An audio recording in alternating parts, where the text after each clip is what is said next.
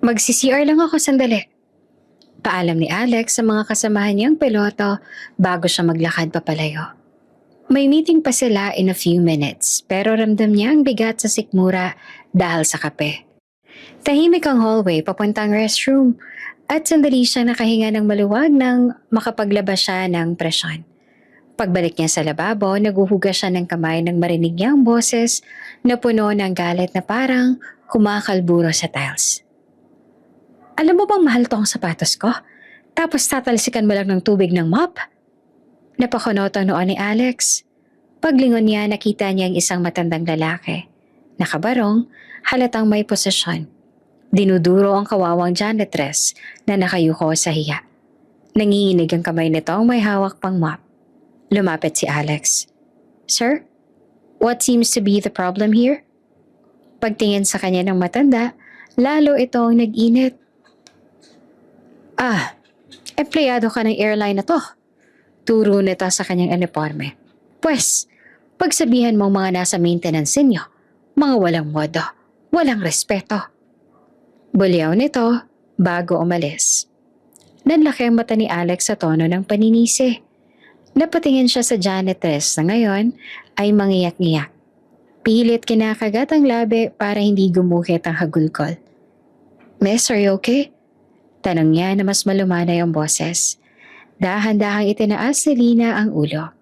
At sa sandaling nagtama ang kanilang mga mata, parang may malamig na tubig na bumuhos kay Alex. Parang biglang bumigat ang hangin. May kung anong pagkilala o pagkabigla na hindi niya maipaliwanag. Bago ka pa lang sa channel neto, ibang kwento ni Ate Jane, istorya mo, ikwento ko. Huwag kalimutang pindutin ang notification bell at subscribe button.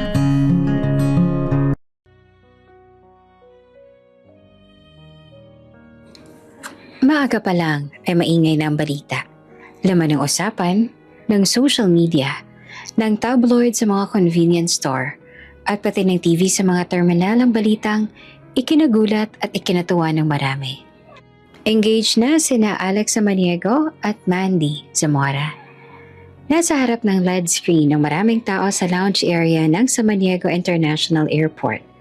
May reporter na nakatayo sa harap ng gusali ng isang luxury hotel kung saan unang kinumpirma ang engagement. Kitang-kita sa screen ang litrato ni Alex na nakasuot ng puting uniforme ng piloto. Nakahawak ito kay Mandy na naka-dark blue naman ang uniforme ng flight attendant na may scarf. Hawak ni Mandy ang kamay ni Alex at nakangiti ito ng malawak. Para silang mga model sa poster ng isang airline commercial. Perpekto, maganda, at simple. Isa pang reporter nagsalita sa studio. Ang sabi nito, dahil tagapagmana si Alex ng Samaniego Airlines at si Mandy naman ng Zamora Hotels and Resorts, inaabangan talaga ng lahat kung kailan nila i-formalize ang kanilang relasyon. At ngayong nakumpirma na ang engagement nila, maraming supporters ang natutuwa. Hindi lamang dahil sa kanilang background bilang heirs ng dalawang malalaking negosyo, kundi dahil maraming humahanga sa kanilang pagiging humble. Ayon sa mga nakatrabaho nila, kahit ipinanganak sa mga pamilya na puro negosyo, mas pinili nilang magtrabaho bilang piloto at flight attendant. Tuwang-tuwa ang mga pasahero na nanonood. May isa pang babae na nakapila sa check-in at nagsabi, "Ay, ang sweet nila. Kita mo sa mga video? Grabe sila tumingin sa isa't isa." Sumang-ayon ang kasama nito. Tapos nakakakilig pa kapag nakikita sila sa airport. Yung tipong biglang nagtatagpo habang naglalakad. May mga video nga noon, trending nga sa social media. To be fair, hindi magtataka ang sino man kung bakit sila sinusubaybayan ng lahat. Si Alex ay matangkad, maputi at palaging mukhang kagalang-galang. Kahit naka-uniforme man o naka-casual attire. Laging litaw ang tahimik at composed na aura nito. Si Mandy naman ay parang artista. Maliwanag ang aura niya. Palangiti, maganda. Sosyal pero hindi nakakailang. Halos lahat ng staff na nakakatrabaho nila ay pabor sa kanila. Bukod sa magandang reputasyon, sweet pa ang dalawa sa isa't isa. Tuwing nasa presensya sila ng media, palagi nakahawak si Mandy sa braso ni Alex. At si Alex naman ay nakayuko ng kaunti habang nakikinig sa mga sinasabi ng nobya niya. Mas maraming nagsasabi na sila ang ideal couple. Ganito siguro sa pelikula, pero ito raw ang tunay. Sa airport mismo ay may isang sikat na eksena. Kapag pupunta si Maddie sa boarding gate at galing naman si Alex sa arrival area, nagkakasalubong sila sa gitna ng hallway. May mga beses pa ngang nag-aabot sila ng maliit na gesture katulad ng tahimik na paghawak sa kamay o pagngiti ng malawak. Viral ang isang video noon na nagtagpo sila sa pagitan ng dalawang gate. Parehong mukhang pagod pero pagtingin nila sa isa't isa, biglang gumaan ang aura. Sinabi pa ng isang pasahero na parang may soundtrack sa likod nila. Kaya naman, hindi talaga nakakagulat na malaki ang naging balita ng engagement. Ang nakakagulat siguro ay ang bilis, para kasi hindi pa sila ganong katagal. At ngayong gabi ay may isang intimate family dinner para dito. Sa private dining room ng Zamora Hotel, nakalagay ang isang mahabang mesa na punong-puno ng pagkain. Sa isang dulo, nakaupo si Mandy. Nasa tabi niya si Alex na tahimik lang, habang nakaayos ang buhok. Naka-formal polo. At minsan-minsan ay umiinom ng tubig para pagtakpan ang kakulangan niya sa pakikipag-usap. Masigla si Mandy, parang may sariling spotlight. Mom, Dad, dapat agad na tayo mag-start ng planning. Ang dami nating pwedeng venues. Pero gusto ko sana garden wedding. Gusto ko rin sana may sunset. Yung golden hour ang photos. Ang ganda kasi pag-edit nun. Plus si Alex, bagay sa warm lighting. Tawang-tawa ang mga magulang ni Mandy. Oo naman anak, sabi ng ina. Basta kung anong gusto mo. Ang importante, masaya kayong dalawa. Tumango si Mandy at mabilis pang nagkwento. Tapos for the reception, gusto ko yung parang warm wood and white palette. Tapos yung aisle, babalutan ng flowers. Imagine niyo si Alex nasa altar. Tapos makikita niya ako. Tapos, huminto siya para pakiligin at tumingin kay Alex na halos hindi pa nakakapagsalita. Ngumiti naman si Mandy sa fiancé niya. Babe, excited ka na rin ba? Umangat ang tingin si Alex mula sa plato at naglabas lamang siya ng mahinang ngiti. Oo naman, sagot niya. Mahinhin at mahina ang boses. Masaya ako. Masaya, pero hindi excited? Tanong ni Mandy na may halong biro. Ano ba yan? Ako lang talaga may wedding spirit dito. Tumawa ang lahat pero hindi si Alex. Sa gitna ng tawanan ng mga magulang ni Mandy at mga kapatid nito, lumubog ang pakiramdam ni Alex. Hindi niya ma-explain kung bakit parang may nakaharang sa dibdib niya. Parang hindi siya makahinga. Habang nakikita niya ang saya ni Mandy, lalo siyang napapaisip kung bakit hindi niya kayang ibalik ang parehong level ng saya. Mahal niya si Mandy, oo. Pero bakit parang may nakasapit na tanong sa isipan niya? Handa ba talaga siya? Bakit parang hindi? Bakit parang may kulang? At doon magsisimula ang tahimik na kaba na hindi niya maintindihan. Kinagabihan matapos ang dinner, nagsabi si Alex na mauuna na siya. Aniya, kailangan niya ng hangin. Hindi na nagtanong si Mandy dahil masyado pa itong masaya sa pakikipag-usap sa pamilya niya. Pagkalabas ni Alex ng hotel, dumiretso siya sa isang kilalang club kung saan madalas tumambay ang ilang piloto at crew. Pagpasok niya ay agad siyang sinalubong ng malakas na tugtog at masiglang ilaw. Sa sulok na mesa, nakita niya ang barkada niya. Kabilang dito ang matalik niyang kaibigan na si Michael na isa ring piloto. Pare! Sigaw ni Michael habang kumakaway at may hawak na beer. Dito, umupo ka! Umupo si Alex at umorder ng drink. Hindi pa man nagsisimula ang usapan ay napansin agad ni Michael na parang mabigat ang aura ng kaibigan niya. Teka, sabi ni Michael, mukha kang hindi masaya ah. Dapat masaya ka, engage ka na. Ano na naman bang problema mo pare? Nagtagal pa bago sumagot si Alex. Umikot muna ang isang baso sa kamay niya bago siya nagsalita. Michael, mahinang sabi niya. Pare, I think I'm having second thoughts. Halos mahulog ang panga ni Michael. Second thoughts? Ngayon? Para naman, kasal ng pinag-uusapan ninyo. Hindi mo pwedeng i-joke yan. Hindi ako nagjo-joke, sagot ni Alex. Kanina sa dinner, hindi ko talaga alam eh. Hindi ako makasabay sa saya ni Mandy.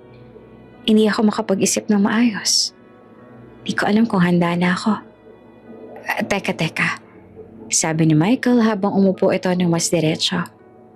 Ibig mong sabihin, hindi ka pa rin ready sa kasal? Huminga ng malalim si Alex. Yun na nga pare, hindi ko alam bakit. Mahal ko si Mandy, oo, pero parang may kulang. Parang may humihila sa akin pabalik. Nag-isip si Michael saglit bago sumagot. Alam mo pare, nung ikinasal ako kay Lori, never ako nagkaroon ng second thoughts. Hindi dahil sa perpekto ako pero kasi mahal ko siya. Hindi ako nagdalawang isip. Napalunok si Alex, tapos bumaba ang tingin niya. Yun na nga pare, kaya ako nakokonsensya. Kasi mahal ko rin naman si Mandy. Tagal na namin. Pinili ko siya. Pinili ko tong landas na to pero bakit parang hindi sapat? Bakit parang hindi ako buong buo? Tumungga si Michael, nag-isip saglit. Teka, may suggestion ako.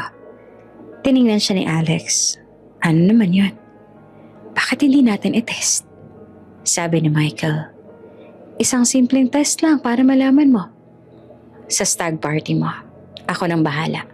Kukuha ako ng mga babae. Yung tipong sexy at masaya kasama. Kapag may nagustuhan ka, ibig sabihin, hindi ka pa nga talaga handa. Ibig sabihin, may hinahanap ka pa. At hindi mo pa kayang lumagay sa tahimik. Napakunot ang noo ni Alex. Michael, hindi ba cheating yun? Pare naman, sagot ni Michael. That's one way to know if you're ready. Aba, hindi biro ang kasal ah. You have to be ready. Dapat walang second thoughts. Dapat, mahal mo talaga. Dapat, satisfied at content ng puso mo. So think about it. Hindi ka agad nakasagot si Alex. At isa pa, tagdag ni Michael, inaabangan ng buong bansa ang kasal ninyo. Pinag-uusapan ito ng lahat. Hindi to ordinaryong kasal. Kaya dapat sigurado ka pare. Hindi pwedeng pumunta ka sa altar na may bumabagabag sa isip mo. Tahimik lang si Alex. Tahimik hanggang sa wala na siyang marinig kundi ang tugtog ng club at ang pag-ingay ng mga taong sumasayaw. Mabigat ang dibdib niya. Mas mabigat pa sa kanina. At sa sandaling iyon, hindi niya alam kung mas lumuwag ba ang dibdib niya dahil nailabas niya ang totoo niyang nararamdaman o mas lalo lang siyang nabulabog. Isang bagay lang ang malinaw. Hindi na siya sigurado. At ayaw man niyang aminin, natatakot siya. Hindi pa siya handa. Pero paano niya sasabihin kay Mandy na ilang oras lang nakalipas ay sobrang saya nito at punong-puno ng pangarap ang mga mata habang pinaplano ang araw na dapat ay pinakamasaya sa kanilang dalawa. Hindi niya alam. Ang alam lang niya ay tahimik siya nakaupo sa mesa ng club, hawak ang baso, at unti-unting nauubusan ng lakas at tapang. Habang patuloy na umiikot ang mga ilaw ng club, tila doon din umiikot ang tanong na hindi niya masagot. Handa na ba talaga siya? O baka mas totoo na hindi? Sa gabing iyon, hindi alam ni Alex ang sagot. At hindi rin niya alam kung kailan siya magkakaroon ng lakas na gawin ito. Pero nagsimula ng pagbitak sa perpektong larawan nila ni Mandy. At hindi niya alam kung mapipigil pa niya. Tahimik ang maliit na bahay ni Nadina sa bandang dulo ng San Rafael Street. Luma ang bubong at umuugong kapag malakas ang hangin. May lumang kortina sa bintana na nag-iikot tuwing umaabot ang hangin mula sa labas. Sa kusina ay may mga pinggan na hindi pa nahugasan. May mga lumang paso sa gilid at amoy ng sinaing na kanin na nag-iiga sa rice cooker. Sa gitna ng katahimikang iyon ay biglang sumabog ang boses ni Tia Cora. Malakas at mabigat. Parang hampas ng sandok sa metal. Wala ka namang silbi, Lina. Iyan bang pinagtatrabahuhan mo? Para saan? Para sa wala? Napatigil si Lina. Nakayuko siya. Parang maliit na bata ang nagkamali. Nakatayo siya sa sala at mahigpit na hawak ang laylayan ng kaniyang lumang palda. Nakasilip sa gilid ng pintuan ang kapatid niyang si Sam, 12 taong gulang. Takot na takot ang mga mata ni Sam habang nakatingin sa kanila. Naroon din si Tio Tony sa dining area. Nakaupo sa sira-sirang monoblock chair. Umiling ito at sinanda ng mahabang buntong hininga. Araw-araw na lang ganito. Ano bang ginagawa mo sa buhay mo, Lina? 6 na taon ka na namin pinapakain dito. Wala ka namang naitutulong. Hindi nagsalita si Lina. Kahit gusto niyang magsabi ng dahilan, alam niyang walang mangyayari. Alam niyang kahit ano pang sabihin niya, mali siya sa paningin nila. Sa loob ng 2 oras ay hindi siya tinigilan ni Tia Cora. Nakakahiya ka. Palamunin. Halos malas ang inabot namin mula nang dumating ka rito. Kayong magkapatid. Walang ginawa kundi dagdag abala. Napatigil si Lina nang maramdaman niya ang malakas na sabunot. Kumapit ang mga daliri ni Tia Cora sa buhok niya at mabilis siyang naitulak sa sahig. Ano ba siya? Huwag mo naman kung ganyan. Bulong ni Lina habang pilit tumatayo. Huwag ka nang sumagot. Matuto kang lumugar. Akala mo ba hindi namin alam na tamad ka sa trabaho? Sales lady ka pero wala ka namang kwenta. 10 oras kang nasa mall pero ano? Kaunti lang ang benta mo? Saan napupunta yung galing mo nung mayaman pa kayo? Nang marinig ni Lina ang salitang iyon, ay parang tinamaan ng puso niya. Mayaman. Noon, bago sila mawala. Bago mamatay ang mga magulang niya. Namatay ang mga magulang ni Lina nang siya'y 16 na taong gulang. Isang gabing umuulan, pauwi sila mula sa isang family gathering sa Tagaytay. Dumulas ang gulong. Bumangga ang sasakyan. Isa-isang kumalat ang balita na wala ng mga magulang niya. Isang iglap lang at nagbago ang buhay niya. Lahat ng ipon ng mga magulang niya ay nalipat sa tito at tita dahil minor de edad pa siya at ang kapatid niya. Hindi niya alam kung paano ang nangyari. Pero na mag2 taon, parang unti-unting lumipad ang pera na binigay sa tito at tita para alagaan sila. Ang kapalit, tirahan. Walang pagmamahal. Walang respeto. Ngayon ay 20 anyos na siya. Pero pakiramdam niya ay mas bata pa siya sa kapatid niya dahil lagi siyang pinagmumukhang walang kwenta sa bahay na dapat sana ay tahanan. Ngayon ay nasa sala na naman siya.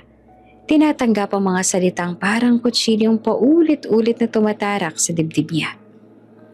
Magtrabaho ka pa na magtrabaho.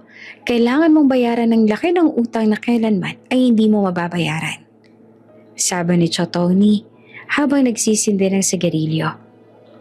Hindi ka namin papakainin kung wala kang pakinabang dito. Hindi pa rin sumasagot si Lina. Kumakagat siya sa sarili niyang labi para hindi umiyak. Kanina pa namumuo ang luha niya pero ayaw niyang makita nila. Kapag umiiyak siya, mas lalo lang siyang nagagalit. Mas lalo lang lumalakas ang sigaw ni Tia Cora. Wala ka talagang kwenta. Bulong ni Tia Cora habang papalayo. Kaliwat kanan ng malas na inabot namin mula sa inyo. Simula nang pinatira kayo rito, wala kaming ginawang iba, kundi pag-aralin ka, pakainin ka, at alagaan ka. Pero anong binalik mo?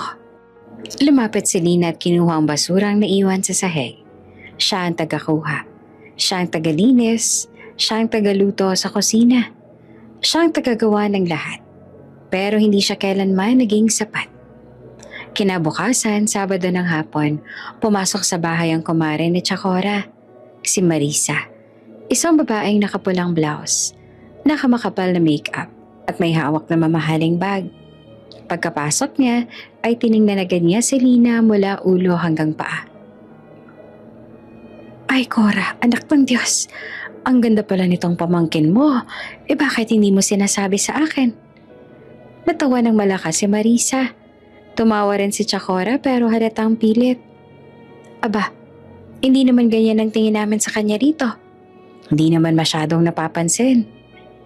Lumapit si Marisa kay Lina at sinipat ang balat niya. Ang mukha, ang buhok, malinis ang kutis, makinis, maganda ang mata, mahaba ang pilik mata.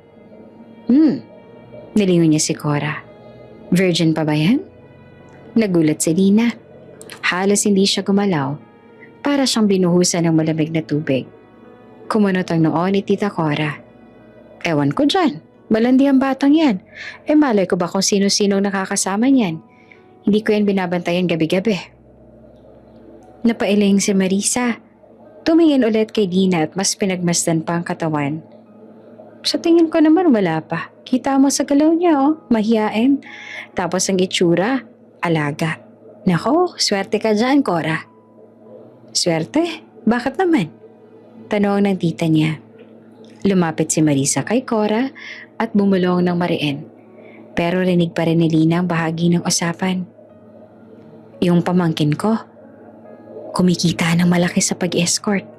Alam mo na, may kliyente na may pera. Paldo pa ang kita. Kung ipag-escort mo to, sigurado ako tatanggapin yan agad. Maganda, malinis at mukha pang inosente. Aba, premium yan. Para siyang sinuntok sa sikmura. Hindi niya alam kung paano natanggap ng tita niya ang suggestion na iyon pero biglang kumislap ang mata ni Tita Cora. Parang may nakitang bagong pagkakakitaan. Ay, ganun ba? Premium ha? Ngumiti si Cora. Baka nga. Hindi na nakapigil si Lina. Tiyang, wag po. Hindi ko po kaya. Hindi po yan tama. Halos manginig ang boses niya. Bigla na lang humarap si Tita Cora at malakas siyang sinampal. Dumapo ang kamay nito sa pisngi niya na parang latigo. Huwag ka ngang sumabat, sigaw ni Tita Cora. Lahat ng gusto namin, susundin mo. Dahil palamunin ka lang sa bahay na to. Wala kang karapatang tumanggi. Tiyang, hindi po talaga. Ayoko po. Hindi ko po gagawin yon. Pero bago pa niya matapos ang pangungusap, ay dinampot ni Cora ang buhok niya at hinatak papunta sa dingding. Huwag kang magmalinis. Isa kang pabigat. Walang silbi. At kung may paraan para bumawi ka, eto na yan. Ngayon pa lang dapat magpasalamat ka na at binibigyan ka namin ng tirahan. Napayuko si Nina. Nangangatog ang katawan niya. Hindi niya alam kung saan siya lulugar. Hindi siya makapagsalita. Ang tanging nararamdaman niya ay sakit, takot, at hindi masukat na pangamba. Tinitigan siya ni Marisa na parang produkto. Huwag ka mag-alala, iha. Hindi to masama. Trabaho lang ito. At maganda ka pa naman. Kikita ka pa. Hindi katulad ng iba dyan na walang nagbabayad. Umiling si Lina. Hindi ko po kaya. Hindi ko po gagawin. Biglang humataw si Tita Cora ng kahoy na sandala ng upuan sa braso ni Lina. Napahiyaw si Lina sa sakit. Sabi ko, huwag kang sumagot. Nagulat si Marisa, pero hindi naman ito nakaalam. Malupit ka naman masyado, Cora. Pero sige lang, kailangan din yan matuto. Sa bawat salita ni Chakora ay parang lumiliit ang mundo ni Lina. Wala siyang ibang magawa kundi pumikit. Bumagsak ang luha niya, tahimik at walang tunog. Gabi na, madilim ang kwarto nila Lina at Sam. May maliit na bumbilya sa sulok pero halos wala ng ilaw. Nakahiga si Lina sa lumang kutsyon na parang sako lang. At mahigpit niyang yakap ang lumang kumot. Narinig niya pang bumukas ang pinto. Ate, boses ni Sam na mahinang-mahina na parang hangin lang. Lumapit ang dalagita at naupo sa gilid ng kama. Ate, narinig ko yung mga sigaw nila. Okay ka lang ba? Hindi naman agad nakasagot si Nina. Pinunasan niya ang luha niya gamit ang manggas. Okay lang si ate, Sam. Mahina pero pilit. Wala, pagod lang ako. Hindi totoo yan, ate. Umiiyak ka. Umupo si Sam at tinawakan ng kamay ni Lina. Ate, kung ayaw mo na dito, pwede naman tayong umalis, diba? Napasinghap si Lina. Parang tinamaan ng matalim na salita. Gusto ko sana, Sam. Balong niya. Gusto ko talagang umalis. Gusto ko sana na hindi mo na marinig ang sigaw nila. Na hindi mo na maramdaman ang galit nila. Pero, hindi pa kaya ni ate. Bakit? Tanong ni Sam na nangingilid na rin ang luha. Ayaw mo ba na tayo na lang dalawa? Hindi yan ang tanong, Sam. Hinaplas niya ang buhok ng bata. Ang totoo niyan, hindi pa talaga kaya ni ate na buhayin tayo. Hindi ko pa alam paano. At ayaw naman kitang iwan dito. Hindi kita iiwan kahit na kailan. Kaya kahit masakit, kahit mahirap, kakayanin ko. Yumakap si Sam kay Nina. Ate, sana maging masaya ka rin. Sana makaalis tayo balang araw. Oo, Sam. Bumagsak muli ang luha ni Lina habang yumayakap pabalik. Lahat ng gagawin ni ate para sa'yo. At sa dilim ng gabing iyon, sa pagitan ng takot at kabiguan, tanging yakap ng magkapatid ang nagbigay kay Lina ng dahilan para huminga pa.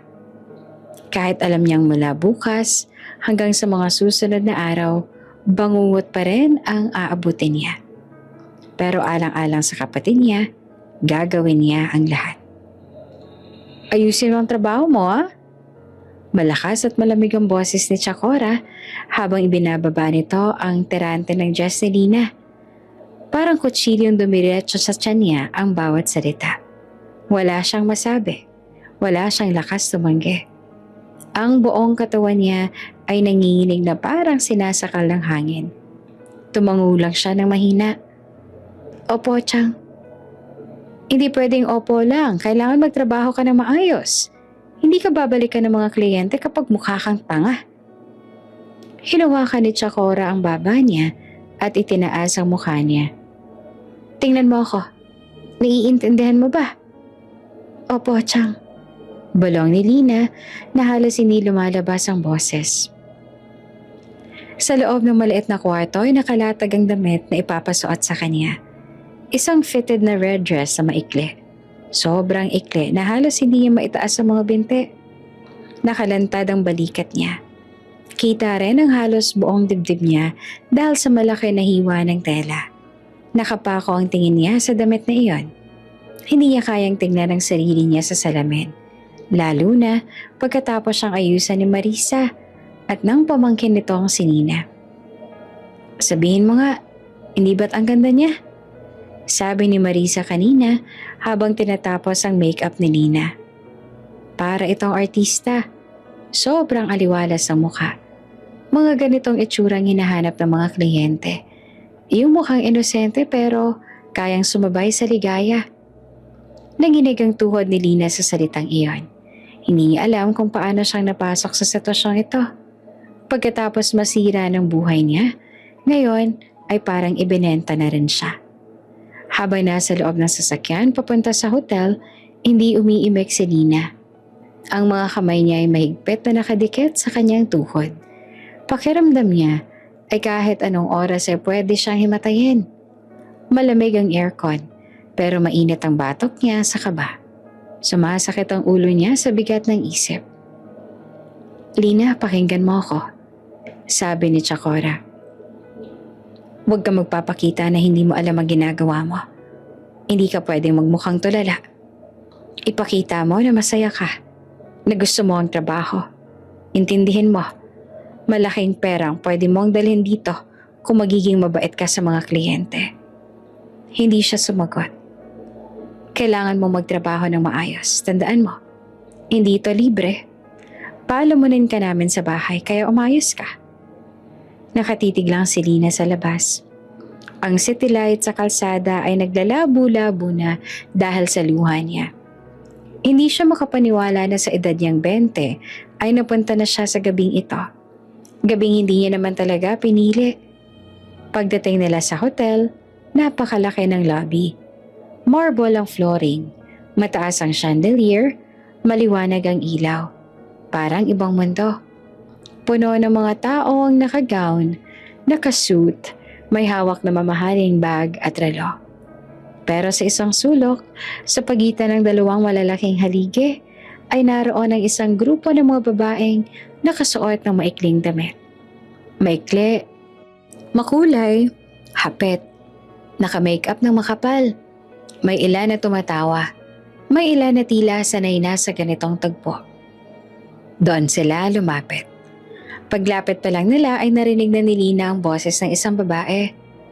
Ay, siya ba si Lina? Tumango si Marisa.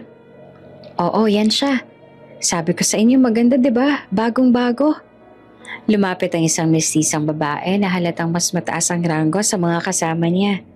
Siya si Nancy, pamangkin ng kumare. Suot niya ay isang silver dress sa kasing kinang ng chandelier. Umikot siya kay Lina. Parang sinusuri mula ulo hanggang paa. Ay, ang ganda pala talaga, sabi ni Nina. Sabi ni Mamang virgin pa raw, totoo ba yun? Hindi agad nakapagsalita si Nina. Parang tumigil ang mundo niya. Si Chakora ang sumagot. Ewan ko dyan pero mukha naman. Umiling si Nina at ngumiti ng parang may nakita siyang bagong laruan. Nako, jackpot tayo dyan. Perfect siya para sa gift girl. Premium yan. Sigurado akong matutuwa ang groom. Parang binuhusan ng yelo si Lina. Gift girl. Hindi niya alam ang ibig sabihin pero alam niyang masama. Alam niyang hindi iyon ordinaryong salita. At mas lalong hindi iyon dapat ikatuwa ng kahit sino. Halika na, sabi ni Nina. Aakyat tayo sa penthouse. Naghihintay na ang lahat. Huwag kang matakot basta sumunod ka. Sumunod si Lina kahit nanginginig ang mga tuhod niya. Wala siyang magawa. Nakatukod ang takot sa dibdib niya. Pag-akyat nila sa penthouse floor, agad niyang narinig ang malakas na tugtog mula sa hallway pa lang. Naroon ang bass na kumakalabog sa dingding. Tawa ng mga lalaking halatang lasing. At sigawan ng mga babae na sumasabay sa musika. Pagbukas ng pintuan, parang may sumambulat na mundo na hindi niya kilala.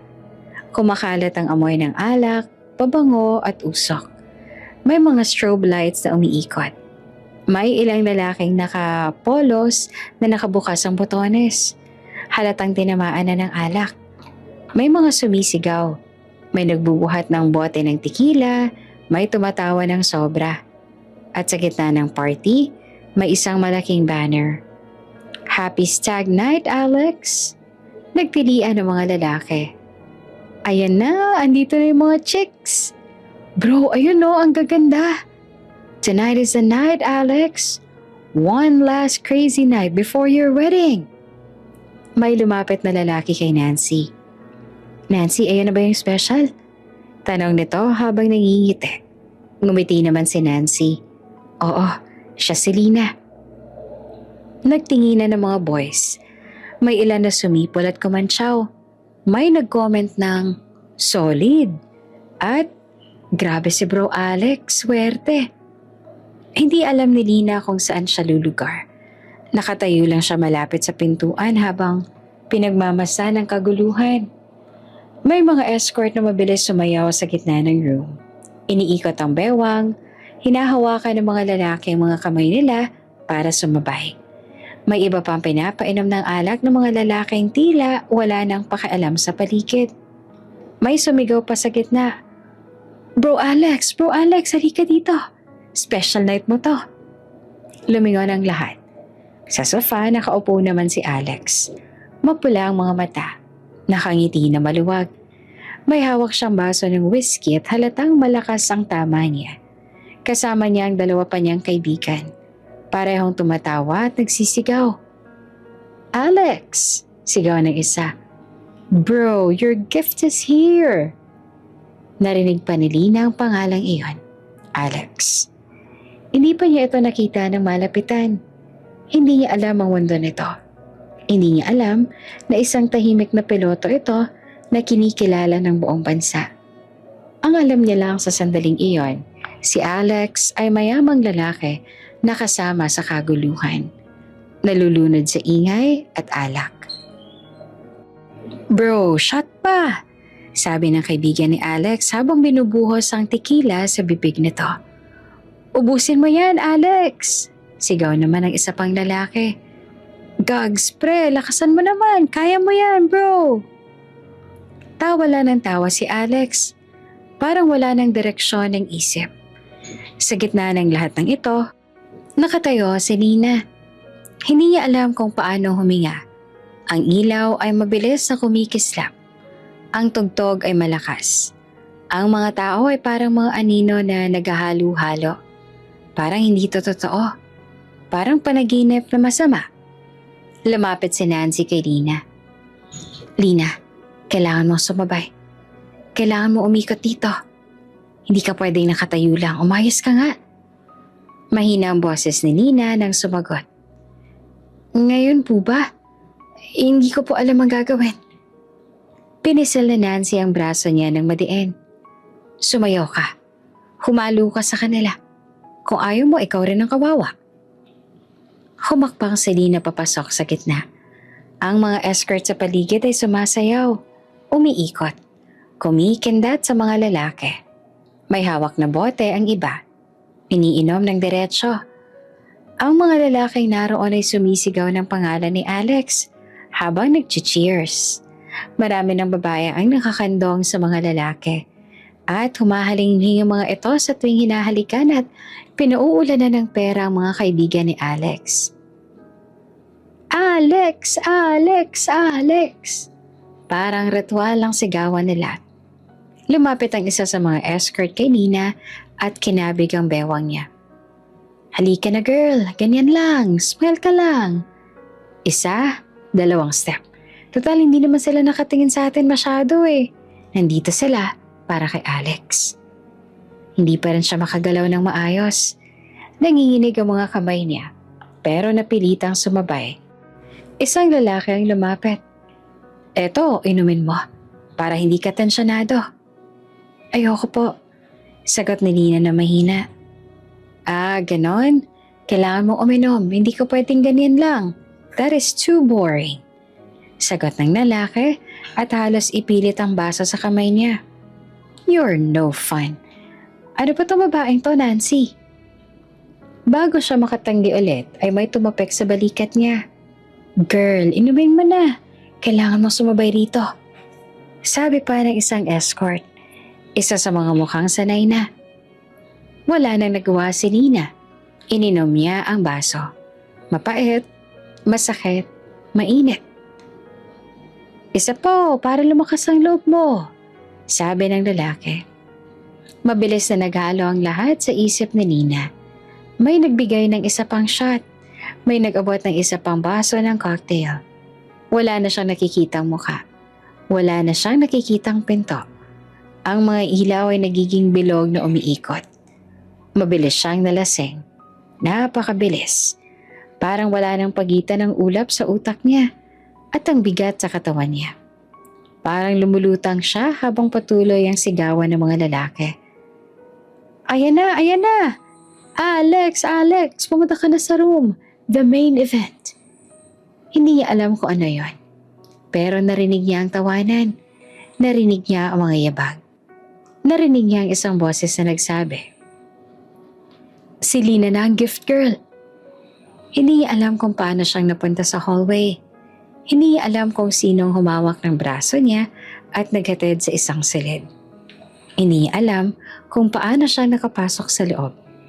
Ang huling narinig niya mula sa labas ay kantsawan. Alex, bro, enjoy! One last night. Bro, wag kang mahiyang tumanggap ng gift. At sa loob ng silid, sa pagitan ng pag-ikot ng ilaw at ingay na unti-unting lumalabo, naroon ang isang lalaking lasing na hindi niya nakikita ng malinaw. Hindi pa niya alam. Hindi pa sila nagkakilala. Hindi pa niya alam ang pangalang iyon ng buong linaw. Pero narinig niya may tumawag mula sa labas bago sumara ang pinto. Alex, bilisan mo bro! At tuluyan na nagdilim ang lahat sa isip ni Lina. Mainit na liwanag mula sa mga kortinang kulay beige ang unang bumungad kay Alex nang dahan-dahan siyang magising. Mabigat ang ulo niya. Parang may pumupukpok na martilyo sa loob ng bungo. Ramdam niya ang kumakabog na puso at ang nanunuyong lalamunan na parang ilang araw siyang hindi uminom ng tubig. Saglit niyang kinurap ang mga mata. Umaasang nananaginip lang siya kagabi. Umaasang bahagi lang ng pagod at alak ang lahat. Pero hindi iyon panaginip. Paglingon niya sa kaliwa, may nakita siyang nakahigang babae sa malinis at puting kumot ng hotel bed. Liwanag mula sa umaga ang marahang tumatama sa balat nito. Mahaba ang buhok, magulo, parang ilang beses siyang napahiga at napabangon sa gabi. Nakapikit pa ang mga mata nito. Mukhang mahimbing ang tulog pero kapansin-pansin ang kapayatan. Ang halos iniiwasang kilos ng katawan nito na para bang kahit sa tulog ay binabantayan ang sarili. Nanikip ang dibdib ni Alex. Hindi niya alam kung bakit parang napakabigat huminga. Hinila niya ang kumot papunta sa kanya. Sabay tingin sa babae na hindi niya malang naalala ang pangalan. Ni hindi malang niya maalala ang mukha nito bago pumikit ang mga mata niya kagabi. At higit sa lahat, ramdam niya. Ramdam niyang inexperienced pa ang babae. Ramdam niyang may nangyaring hindi dapat. Hindi iyon isang romantikong gabi. Hindi iyon pagpilit. Hindi iyon kahit anong bagay na pwede niyang ipagmalaki. Umupo siya sa gilid ng kama. Napayoko at hinatak ang buhok niya habang pinipigil ang kung anumang sumisikip sa lalamunan niya. Bumulong siya sa sarili. Kumalma ka, Alex. Kalma. Pero kahit na anong bulong niya, hindi siya makakalma. Hindi niya matiis sa tingnan muli si Lina. Pero napalingon pa rin siya. Nakahiga ito sa gilid ng kama. Nakaharap sa malayong tabi at kitang-kita ang manipis na damit na halatang hindi pantulog. Nakita niya ang maliit na clutch bag ng babae sa lamesang kahoy sa tabi ng kama. Maingat siyang tumayo. Kinuha ang pitakan niya at tumigil saglit. Hindi niya alam kung bakit biglang kumirot ang konsensya niya ng matindi. Pero ginawa pa rin niya iyon. Binuksan niya ang clutch bag at maingat na naglagay ng makapal na halaga ng pera. Hindi iyon kabayaran. Hindi iyon pag-aalaga. Hindi iyon dulot ng kahit na anong magandang intensyon. Pero iyon na lang ang kaya niyang gawin sa sandaling iyon. Isinara niya ang clutch bag tapos ay tumingin muli kay Lina. Ilang segundo niya lang tinignan niyon. Pero parang napakatagal. Parang may nakadagan sa dibdib niya at hindi niya alam kung bakit. Hindi niya dapat ginusto ang kahit na anong nangyari. At higit sa lahat, ikakasal na siya. Napapikit si Alex habang maingat na umaatras palayo sa kama.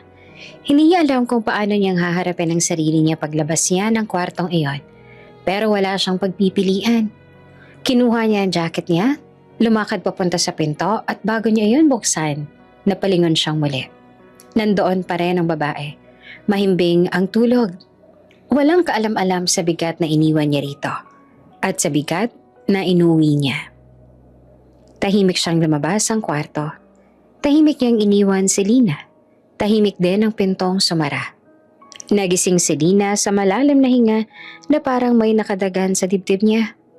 Masakit ang ulo niya. Masakit ang katawan niya. At masakit ang loob niya sa antas na hindi niya kayang ilarawan. Dahan-dahan niyang iginalaw ang kanyang katawan para makabangon at pagkatapos ay napalingon sa kama. Walang tao, walang mukha na dapat niyang makita. Walang kahit sinong magsasabing na kilala nila siya. Walang kahit sinong papakilalang mabuti man lang. Tanging amoy ng alak at lamig ng aircon ang naiwan sa kwarto. Hindi niya maalala ng buo ang nangyari. Hindi niya maalala ang mukha ng lalaking kasama niya. Hindi niya maalala kung paano siyang natulog. Pero ramdam niya na may nangyaring hindi niya ginusto. Hindi niya pinili. Nanginig ang mga kamay ni Lina nang hawakan niya ang kumot.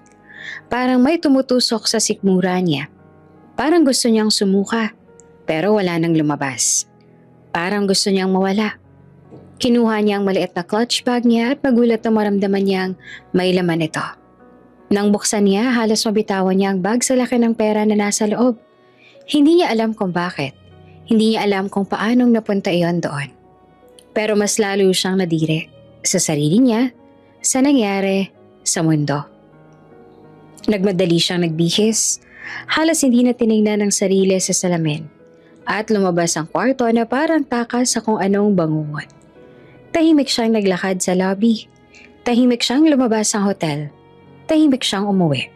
Pero pagdating niya sa bahay, hindi naging tahimik ang mundo. Pagkapasok niya sa pinto, sumalubong kaagad ang matatalim na mata ng tiyahin niya. "Oh, ano Lina? 'Di ba? Aarte-arte ka pa eh. Mukhang sarap na sarap ka naman. Malandi kang babae ka." Hindi agad siya nakasagot. Hindi niya kaya na magsinungaling pero hindi niya rin kayang sabihin ang totoo. Nilapitan siya ng tita niya. Mabilis, mabigat ang hakbang. "Ano tong pera sa bag mo?" Napasinghap si Nina. Hindi niya namalayang hinablot ng tiyahin niya ang clutch bag at ibinuhos ang laman nito sa mesa. Nahulog sa kahoy ang ilang perasong libo at agad na nagdilim ang mukha ng tita niya. "Ah, ganun ha? Nagtatago ka ng pera?" Kinakabahan nagwika si Nina. Hindi ko po alam na may pera dyan." Napangisi si Chakora. "Ay anong tingin mo sa akin? Tanga! Pagtatago ka pa ng pera. Binayaran ka ng lalaki tapos itatago mo lang? Napakakapal talaga ng mukha mo." Sabay hataw sa braso niya. Napayuko si Lina. Nanginginig, hindi makapagsalita. Isa pa, hataw ulit. Isa pa, tagos hanggang balat at buto. Napapikit si Lina. Halos mapaluhod habang lumuha. Hindi niya na maalala kung ilang sampal nang tumama sa pisngi niya. Hindi niya na maalala kung gaanong kasakit. Pero narinig niya ang sigaw ni Sam mula sa taas. "Tama na po, Chang, tama na po." Nilapitan ni Sam ang ate niya. Niyakap ang braso nitong nanginginig. Gulat na gulat at takot ang nasa mga mata niya. "Napakakapal ng mukha mo. Hindi na kita kayang sikmurain, Lina. Lahat ng pagkain at pag-aaruga sa'yo simula pa noon. Ganito ang ibabayad mo?" Tahimik si Nina. Walang salita ang lumabas. Wala siyang boses. Wala siyang lakas. Wala siyang kakayahang magpaliwanag ng hindi niya rin alam. Lumipas ang mga araw. Lumipas ang mga linggo. At dumating ang araw na hindi niya inaasahan. Dapat may dalaw na siya ngayon. Pero wala. Hindi siya nakatulog mula kagabi. Hindi siya makakain. Hindi siya makahinga ng maayos. Paulit-ulit niyang iniisip na baka stress lang. Pero hindi. Hindi iyon stress. Sa huli, bumili siya ng pregnancy test sa pinakamalayo niyang tindahan. Siya lang mag-isa. Walang nakakaalam. Walang nakakakita. Pag-uwi niya, nagtungo siya sa banyo at halos hindi makahinga sa kaba. Umupo siya sa inodoro, naghintay at pinilit huwag tignan ang resultang lumilitaw sa maliit na plastic. Pero nang tingnan niya, parang may lumubog na mundo. 2 guhit. 2. 2 guhit na nagpatigil sa puso niya. Parang nagyelo ang dugo niya. Parang nagdilim ang paligid. Buntis siya. At hindi niya alam kung paano niya iyon kakayanin. Umiyak siya. Hindi basta luha kundi iyak na galing sa kaibuturan ng kanyang puso. Iyak na parang pinupunit siya mula sa loob. Iyak na hindi niya alam kung paanong patatahimikin. Pero sa bawat paghinga niya, isang bagay ang malinaw. Hindi niya hahayaang lumaki ang anak niya sa bahay na iyon. Hindi niya hahayaang maranasan ng bata ang naranasan niya. Kaya kahit mali, kahit kasalanan, kahit hindi niya alam ang kahihinatnan, tumayo siya. At dumating ang madaling araw na iyon. Nagising si Sam sa marangyang pagyugyok sa balikat niya. Malamlam pang ilaw mula sa abot tanaw na umaga. Nakita niya ang ate niyang may hawak na bag at mukhang matagal nang umiiyak. "Ate, saan tayo pupunta?" Hinawakan ni Lina ang pisngi ng kapatid niya. Malambot ang haplos pero puno ng pakiusap. "Sam, sumama ka kay ate. Basta sumama ka lang sa akin. Hindi kita pababayaan." May takot ang mga mata ni Sam pero tumango siya. Lumabas sila ng tahimik. Kinuha ni Lina ang ilang libong nakatago sa aparador. Hindi iyon pera ng tito at tita niya. Pera niya iyon. Pera na dapat sa kanya pa mula noon. Pera na nakuha niya hindi dahil gusto niya, kundi dahil pinilit siya. Hindi niya inisip kung anong mangyayari kapag nakita. Basta umalis siya. Basta, kailangan niyang iligtas ang sarili niya at ang kapatid niya. Pagsikat ng araw, nasa bus na sila papuntang Pangasinan. Mahaba ang biyahe. Mainit ang hangin kahit na may aircon. Mabigat ang bawat minuto sa dibdib niya. Nakatulala si Lina habang hawak ang tiyan niya. Hindi niya pa maramdaman ang bata, pero ramdam niya na may buhay na sa loob niya at hindi niya alam kung paanong sasabihin hindi siya natatakot. Ate, buntis ka ba? Bumaling si Lina kay Sam. Nakita niyang inosenteng mata ng kapatid. Wala nang halong galit, wala ring pagusga. Meron itong pag-aalala at doon tuluyan na siyang naiyak. Oo, Sam.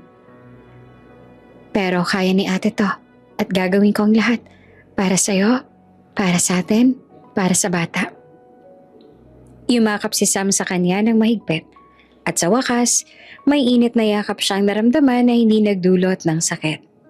At doon sa lumang bus na unti-unting humahalo sa amoy ng hangin ng probinsya, unang beses naramdaman ni Lina na kahit papaano ay may pag-asa pa.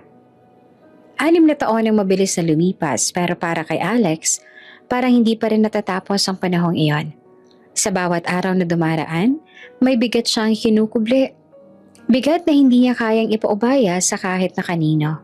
At ngayong gabi, sa isang malaking family dinner na puno ng ilaw, mamahaling pinggan at tahimik na tensyon, iyon ang maling sasabog. Late na siyang dumating. Pagbukas niya ng pintuan ng private dining room, agad siyang sinalubong ng mga tingin na parang sibat. Ang unang nagsalita ay ang papa niya. Late ka na naman, Alex. Hindi mo ba kayang igalang ang oras ng pamilya mo kahit isang gabi lang? Diretsong tumingin si Alex sa ama niya. Kita sa mukha niya ang pagod at pagkairita na hindi niya na kayang itago. My flight got pushed back. What was I supposed to do? Hindi naman nagustuhan ng papa niya ang tono. Sumingap ito at umiling na para bang anak siyang walang pakinabang. May mga bagay na inuuna, Alex. At mukhang hindi kasama rito ang pamilya mo. Wala ka na bang hiya? Umupo si Alex sa bakanting silya. Pinili ang lugar sa pinakadulo ng mesa. Tahimik ang lahat habang nagsisimula ang dinner. Ang tunog lamang ng kubyertos at plato ang pumupuno sa paligid. Pero tulad ng inaasahan niya, hindi magtatagal ang katahimikan. Narinig niya ang unang patotsada mula sa auntie niya. I heard Mandy already gave birth. She is in a very happy marriage now. Parang may humampas sa dibdib ni Alex pero pilit niyang hindi pinahalata. Nag-ikot siya ng mata at tumingin sa kabilang direksyon. Good for her. Maikling sagot niya. May sumingit pang pinsan niya. Sayang talaga. Ang ganda pa naman ng wedding na planano ninyo. Sa tingin ko nga, dream wedding iyon ng buong bansa. Ngumisi ang auntie niya habang naglalagay ng gulay sa plato ng asawa niya. Kung may award lang sa biggest scandal sa business news noong taon na yon, panalo ng pamilya natin. Lalo na't biglaan mong brinik ang engagement ninyo. No explanations? Wala malang respeto sa pamilya ng babae. Nakatungo si Alex habang hinahawakan ang basa niya. Kumakabog ang sentido niya sa galit at pagod. Ngunit, pinipigil niya ang sarili. Narinig niya ang boses ng mama niya, malamig at may panghuhusga. At mabuti na lang talaga na hindi nagalit masyadong pamilya ni Mandy. Kahit papano hindi siya naglabas ng kung ano-anong press release. Aba kung nagkataon, malaking dagok iyon sa negosyo natin. Lalo pa't involved ang pangalan ng airline. Parang sumabog ang dugo ni Alex sa ulo niya. Mom, it has been 6 years. 6 years, can't we just move on for God's sake? Tahimik ang mesa. Napatigil ang lahat ng kumakain. Tumayo si Alex. Halos umurong ang silya sa lakas ng pagtulak niya. I am the one who messed up. Akong sumira ng engagement. Akong gumawa ng mali. At ako rin ang araw-araw na nabubuhay kasama ang bigat na yan. Kayo, ano bang ginawa niyo? Araw-araw niyo akong pinarurusahan? Hindi pa ba sapat yun? Wala ni isang kumibo. Parang biglang napakaliit ng silid. Napahawak si Alex sa buhok niya. Nakapikit. At kita sa boses ang pagkapunit ng loob. I have been dealing with all of this for 6 years. 6 years. Ngunit hindi man lang ninyo ako kayang tignan bilang tao. Anak niyo ako. Hindi ako trophy. Hindi ako negosyo. Hindi ako headline. Pagkatapos noon, mabilis siyang tumalikod. Alex! Tawag ng mama niya. Hindi na siya lumingon. Lumabas siya sa pinto at tuluyan ng iniwan ng mesa na nanahimik na para bang nakakita ng multo. Nag-drive si Alex nang wala sa sarili. Hindi niya alam kung saan pupunta. Basta, gusto niyang mapalayo. Gusto niya makawala kahit sandali. Hanggang sa makarating siya malapit sa airport. Ito ang paborito niyang lugar kapag hindi niya alam ang gagawin. Isang maliit na clearing malapit sa runway fence. Tahimik at malamig ang hangin. Kita niya ang mga ilaw ng eroplano sa paglipad. Ang mga blinking lights na sumasayaw sa dilim. Ang pag-usok ng mga makina at ang malawak na madilim na langit. Ibinaba niya ang bintana ng sasakyan. Kinuyom ang manibela. Lumabas siya sa kotse. Huminga ng malalim. Pagkatapos, walang babala, bumagsak ang bigat niya. Napaupo siya sa damuhan. At doon, sa wakas, hindi niya nakontrol ang sarili. Napasigaw siya. Napahawak sa mukha. At tuluyang nabuhos ang emosyon sa 6 na taon niyang pinipigil. Sa bawat saglit, sa bawat pilit na paghinga, paulit-ulit na bumabalik sa isip niya ang gabing iyon. Ang gabing hindi niya malimutan. Ang gabing nagbago ng lahat. Hindi natuloy ang kasal nila ni Mandy. Hindi dahil hindi niya mahal si Mandy. Mahal niya ito. Maalaga, mabait at mabuting babae. Pero hindi niya makalimutan ng isang babaeng nakita niya lamang ng isang beses. Isang gabing puno ng kalasingan at pagkawala. Isang gabing nagising siyang hindi alam na nangyari pero alam niyang may mabigat na responsibilidad na iniwan sa kanya. At lalong hindi niya malimutan ng tanungin siya ni Mandy bago siya tuluyang sinira ang relasyon nila. Nakangiti si Mandy nung una siyang pumasok sa kwarto ni Alex. Pero sa sandaling nakita niya ang seryosong mukha ni Alex, unti-unting nagbago ang ekspresyon niya. Alex, bakit ganyan ang mukha mo? May problema ba? Hindi naman agad sumagot si Alex. Nakatingin lang siya sa sahig. Hawak-hawak ang bracelet na ibinigay sa kanya ni Mandy. Mandy, mahina niyang simula. We need to talk. Napaatras si Mandy. Halatang kinakabahan. Alex, you're scaring me. Ano ba yun? Huminga ng malalim si Alex pero nanginginig ang kamay niya. I cannot marry you. Para siyang sinampal ng isang mapait na katotohanan. Pero hindi agad umiyak si Mandy. Hindi. Nakatingin lang siya kay Alex. Hindi makapaniwala. What do you mean, Alex? Ano ba to? Joke ba to? Is this a prank? Hindi. Then explain. Tell me why all of a sudden you come here to tell me that you cannot marry me. Hindi makatingin si Alex sa kanya. Mandy, I'm not ready. Took you this long to figure that out? Nanginginig ang boses ni Mandy. Mandy. Naglakad si Mandy papalapit. Hinawakan ang braso niya. Is there another girl? Nanlamig ang dugo ni Alex. Hindi siya nakapagsalita. At doon tuluyan ng umiyak si Mandy. Bumagsak ang luha sa pisngi niya. Basa. Sunod-sunod halos marinig ang pagkalas ng puso niya. Is there a girl, Alex? Sabihin mo. Please, sabihin mo na. Pero hindi siya sumagot. Hindi niya rin kaya magsinungaling. At sa kawalan ng sagot niya, mas lalo pang bumagsak ang loob ni Mandy. Then it is true. Bulong nito. I am losing you. Bumalik ang isip ni Alex sa kasalukuyan. Nakatulala siya sa runway habang pinupunasan ng sariling luha. Pinilit niyang huminga. Hindi natuloy ang kasal dahil hindi niya kayang itago sa sarili na may nagbago sa kanya. May tumama sa puso niya ng gabing iyon sa hotel. At habang lumilipas ang taon, hindi iyon nawawala. Sa isang gabi lamang, isang babaeng hindi niya kilala, Isang pangalang nalaman lang niya dahil tinanong niya ang ilang tao noong sumunod na araw. Lina, hindi niya makalimutan ang pangalan. Ang problema nang sinubukan niya itong hanapin, wala na raw sa Maynila.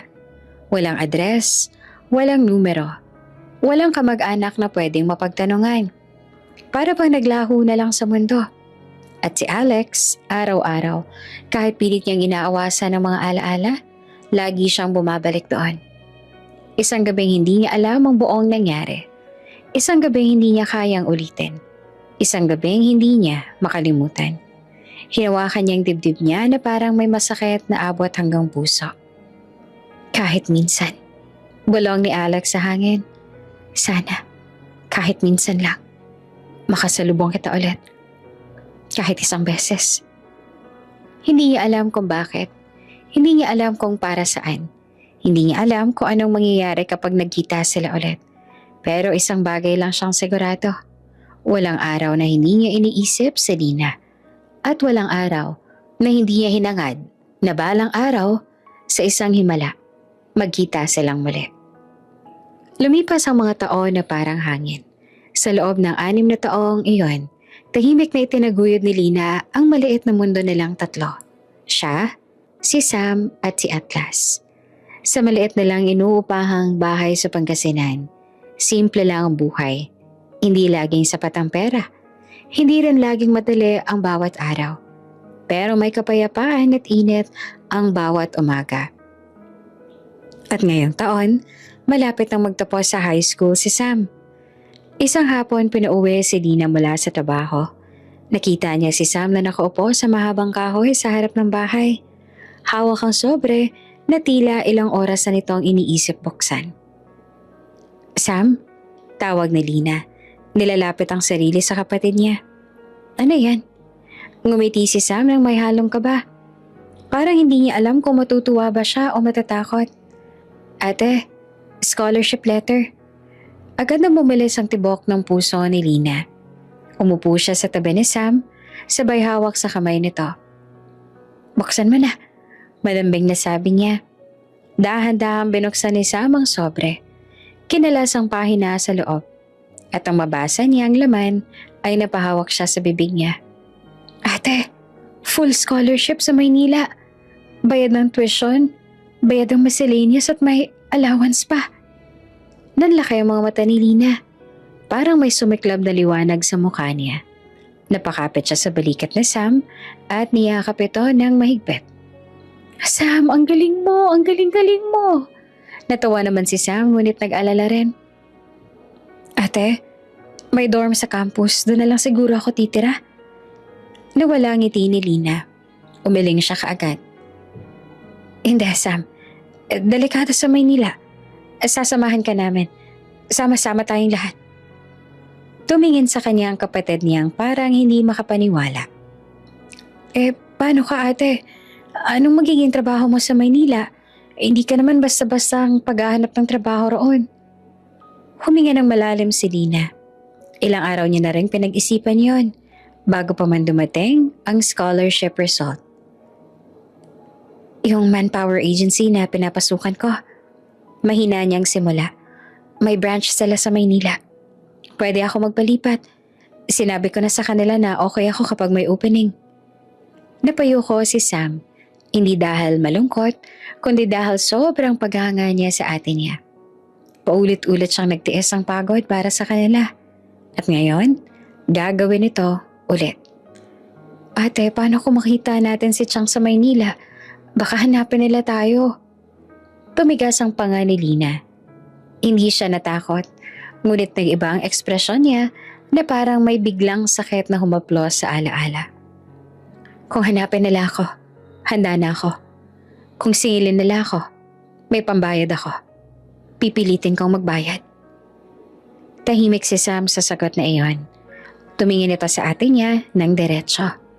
Bago muling nagtanong, Ate, paano kung makita natin ang tatay ni Atlas? Biglang nanlamig ang hangin sa pagitan nila. Para bang kahit ang araw ay nagdahan-dahan sa paggalaw. Napahinto si Lina. Hindi agad nakasagot. Tumingin siya sa malayo. sa maliit na gawang bahay ni Atlas sa ilalim ng puno. Nandoon ang bata, 6 na taong gulang. Naglalaro ng maliit na laruan na gawa sa kahoy. Masayahin, inosente, walang kaalam-alam sa mabigat na mundo ng mga matatanda. Sam, mahinahong sagot ni Nina. Malaki ang Maynila. Hindi tayo basta-basta makakasalubong ng kahit sino. At mag-iingat na lang ako. Tumingin si Sam kay Nina. Seryosong seryoso. Parang mas matanda kaysa sa tunay na edad niya. Ate, kasama mo ako. Huwag mong iisipin na mag-isa ka. Kahit na anong mangyari, hindi kita iiwan. Bahagyang napangiti si Nina. Sabay haplos sa ulo ng kapatid niya. Ano ba Sam, parang ikaw pa ang ate. Ngumiti naman si Sam ng tipid. Kasi gusto kong tumino ang buhay natin. Tumingin ulit si Lina kay Atlas. Nakangiti ang bata habang pinaiikot ang laruan niya at naglalarong mag-isa. Atlas! Tawag ni Lina. Po, Mama? Sagot naman ng bata at mabilis na tumakbo papunta sa kanila. Lumuhod si Lina at hinawakan ng maliit na balikat ng anak niya. Mag-iempake tayo. Sa Maynila na tayo titira. Nanlaki ang mata ni Atlas. Talaga po? Sa city po? Yung maraming building at maraming ilaw? Tumawa si Lina ng mahina. Oo, doon na tayo magsisimula. Niyakap siya ni Atlas ng mahigpit. Sabay sigaw ng masayang tawa. Napangiti naman si Lina at napangiti rin si Sam. At kahit may kaba sa puso nila, naramdaman nilang ito ang tamang desisyon. Sa mga sumunod na araw, abala silang tatlo sa paghahanda. Pinili ni Lina na ibenta ang ilang gamit para may dagdag silang ipon pagdating sa Maynila. Nagbenta sila ng lumang sofa, ilang plastic cabinet at halos lahat ng hindi na kailangan. Hindi man ganon kalaki ang halaga, sapat na iyon para magsimula. Si Sam naman ang nag-assist sa mga papeles niya para sa school. Tumawag siya sa office. Nag-fill out ng maraming forms. Nagpa-schedule ng orientation. Habang si Atlas naman ay nag-e-empake ng mga laruan na gusto niyang dalhin. Ate, tingnan mo! Sabi ni Sam isang gabi. Hawak ang maliit na notebook. May budget plan tayo hanggang 3 buwan. Nako, napakagaling mo talaga, Sam. Sagot ni Lina habang tinutupi ang damit ni Atlas. Ikaw ang nagturo sa akin, diba? Ngumiti naman ang kapatid. At sa huling gabi nila sa bahay, naupo silang tatlo sa sahig habang kumakain ng simpleng hapunan. Tahimik, hindi malungkot, kundi dahil puno ng pinaghalong pag-asa at kaba. Pinagmasdan ni Lina ang 2 taong pinakamamahal niya sa mundo. Ang 2 dahilan kung bakit nagpatuloy siya kahit ilang beses nang muntik siyang bumagsak. Ito ang bagong simula nila. Ito ang bago nilang buhay. Dumating ang araw ng kanilang pag-alis. Maagang-maaga pa lang ay nasa bus na sila. Si Sam ay nakadikit ang bag sa dibdib niya. Hawak ang acceptance letter. Si Atlas naman nakadungaw sa bintana, tuwang-tuwa sa daan. Sa mga puno, sa mga ilaw, sa bawat establishmentong matanaw na malapit sa syudad. Si Lina nakahawak sa dibdib niya. Hindi lamang dahil sa takot at kaba, kundi dahil may naramdaman niyang lumang sakit. Hindi niya alam kung anong kahihinat na nila sa Maynila. Pero handa siyang lumaban. At kahit may takot sa puso niya na baka isang araw makasalubong niya ang lalaking nakilala niya ng isang gabi, hindi iyon sapat para pigilan ang pangarap niya para kay Sam at Atlas.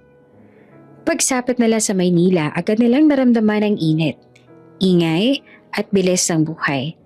Tumawag si Sam sa registrar's office at nagpaayos ng final requirements. Si Lina naman dumiretso sa barangay hall para kumuha ng updated documents. Pagkatapos, dinala nila si Atlas sa malapit na public school para mag-enroll. Mama, ang laki pala rito, sabi ni Atlas habang nakatingala sa building. Oo anak, pero kaya mo ito, malakas ka.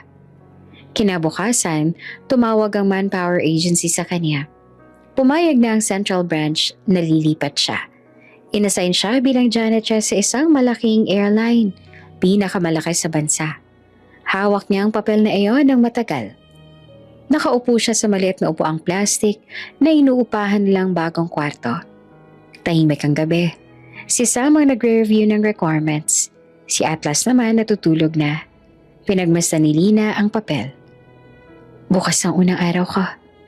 Mahina niyang sabi. Hinawakan niyang dibdib at sabay bulong. Sana maging okay ang lahat.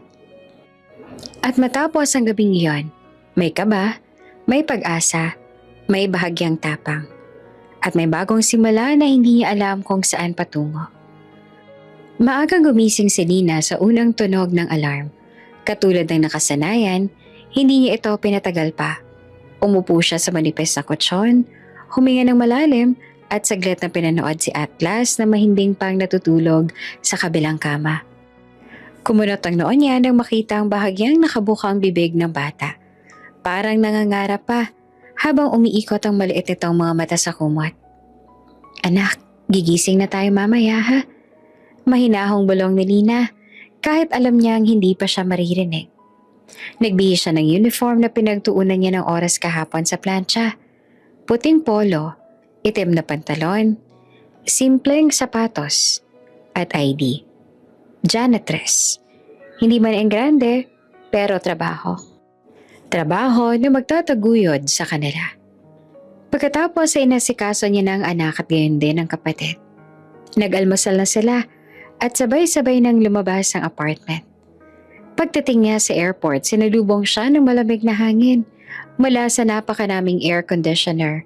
Maingay na agad ang paligid. Tila baha ng mga boses. Anunsyo, yabag at halakhak ng mga pasaherong excited o nagmamadali. Dumikit ang kamay ni Lina sa strap ng kanyang cleaning cart habang iniikot iyon palabas ang supply room. Iba-ibang tao nakakasalamuha niya. May mabait, may pasigaw, may pasimpleng nakamasid mula ulo hanggang paa.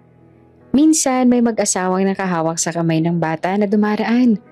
At sa bawat ganong eksena, hindi niya maiwasang maalala si Atlas.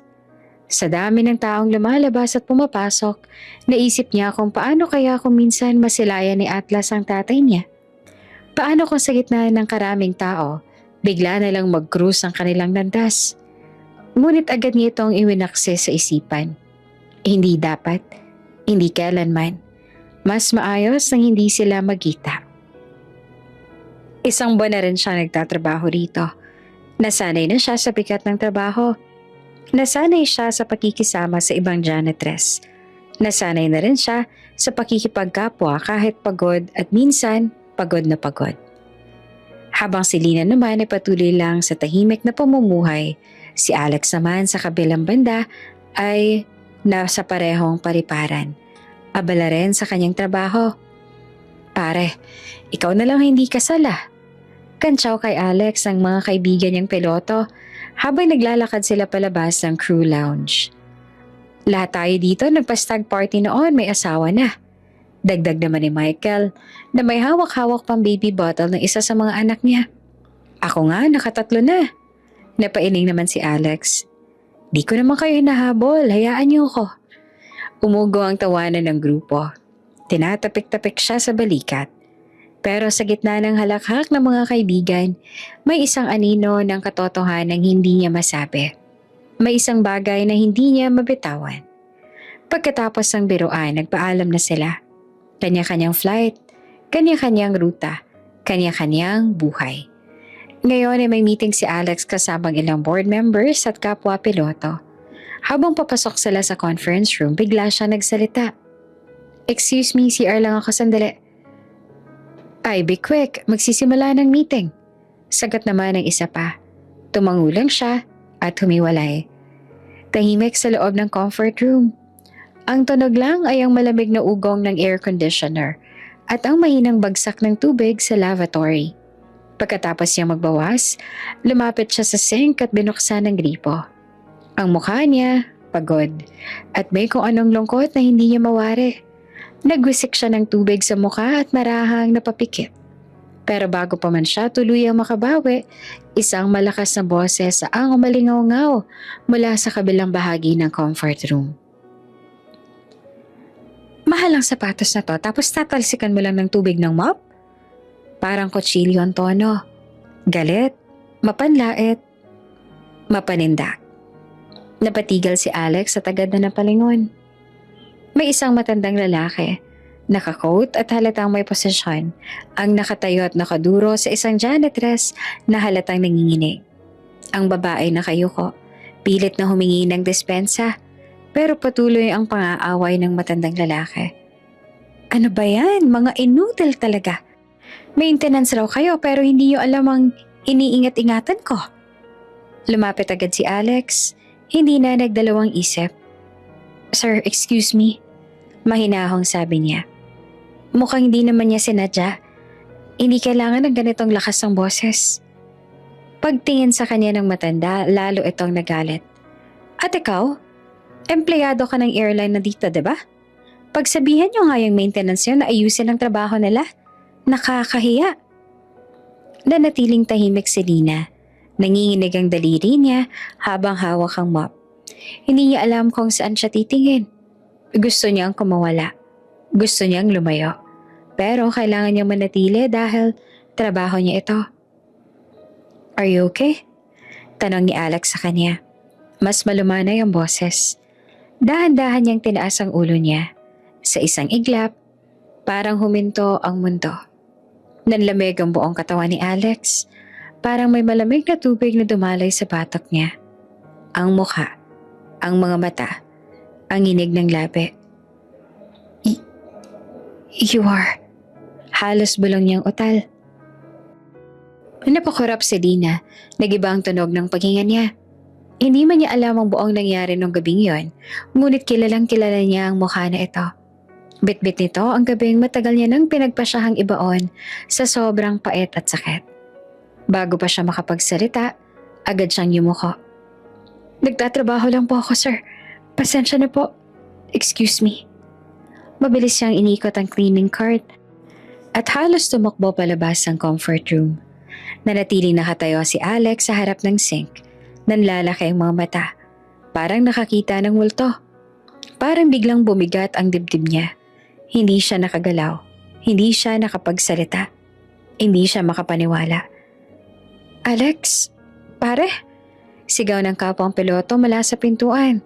Tara na, meeting na. What are you doing? Hindi pa rin kumila si Alex. Nakatitig pa rin siya sa pintuan kung saan lumabas ang janitress. Ang janitress na si Lina, ang babaeng hindi niya nakalimutan. Ang babaeng matagal niyang hinanap. Ang babaeng iniwan niyang sugatan nang hindi niya nalalaman. At ngayon ay narito, sa parehong lugar, sa parehong oras. Muling bumilis ang tibok ng puso ni Alex. Parang matagal na nakapikit na alaala na biglang dumilat sa harapan niya. At doon niya naramdaman. Nagsisimula pa lang ang bagyong matagal niya nang tinakasan. Isang linggong lumipas mula nang muling makita ni Alex ang mukha ng janitress sa restroom. Pero hindi pa rin siya mapakali. Kahit anong gawin niya, kahit ilang flight ang natapos niya, kahit gaanong karaming meeting ang daluhan niya, isang mukha lang ang hindi mawala sa isip niya. Ang mukha ng babaeng yon. Ang mukha ni Lina. Sa tuwing pipikat si Alex, bumabalik sa isip niyang sandaling nagtama ang mga mata nila. Ang pagkabigla, ang hindi maipaliwanag na pagkakakilala, at ang paraan ng mabilis na pag-iwas nito. Parang takot na makita siya. Hindi makakain si Alex ng pagkain sa harap niya nung gabing yon. Hindi siya makatulog. Hindi siya makapag-focus. Kahit anong pilit niyang kumbinsihin ng sarili na maling assumption na yon, na hindi posibleng siya ang babaeng yon mula 6 na taon nang nakalipas, hindi kumalma ang puso niya. Kaya isang araw, sa hindi niya mapigilang pag-usyoso, nagpautos siya sa isang supervisor. Hindi direktang nagsalita ang piloto, pero sapat na ang pangalan, sapat na ang pagkakataon, si Lina. Sa kabilang banda, halos hindi naman makatulog si Lina sa loob ng 1 linggo. Mula sa sandali na nakita niya si Alex sa restroom noong araw na iyon, Para siyang binuhusan ng malamig na tubig. Hindi makagalaw, hindi makahinga.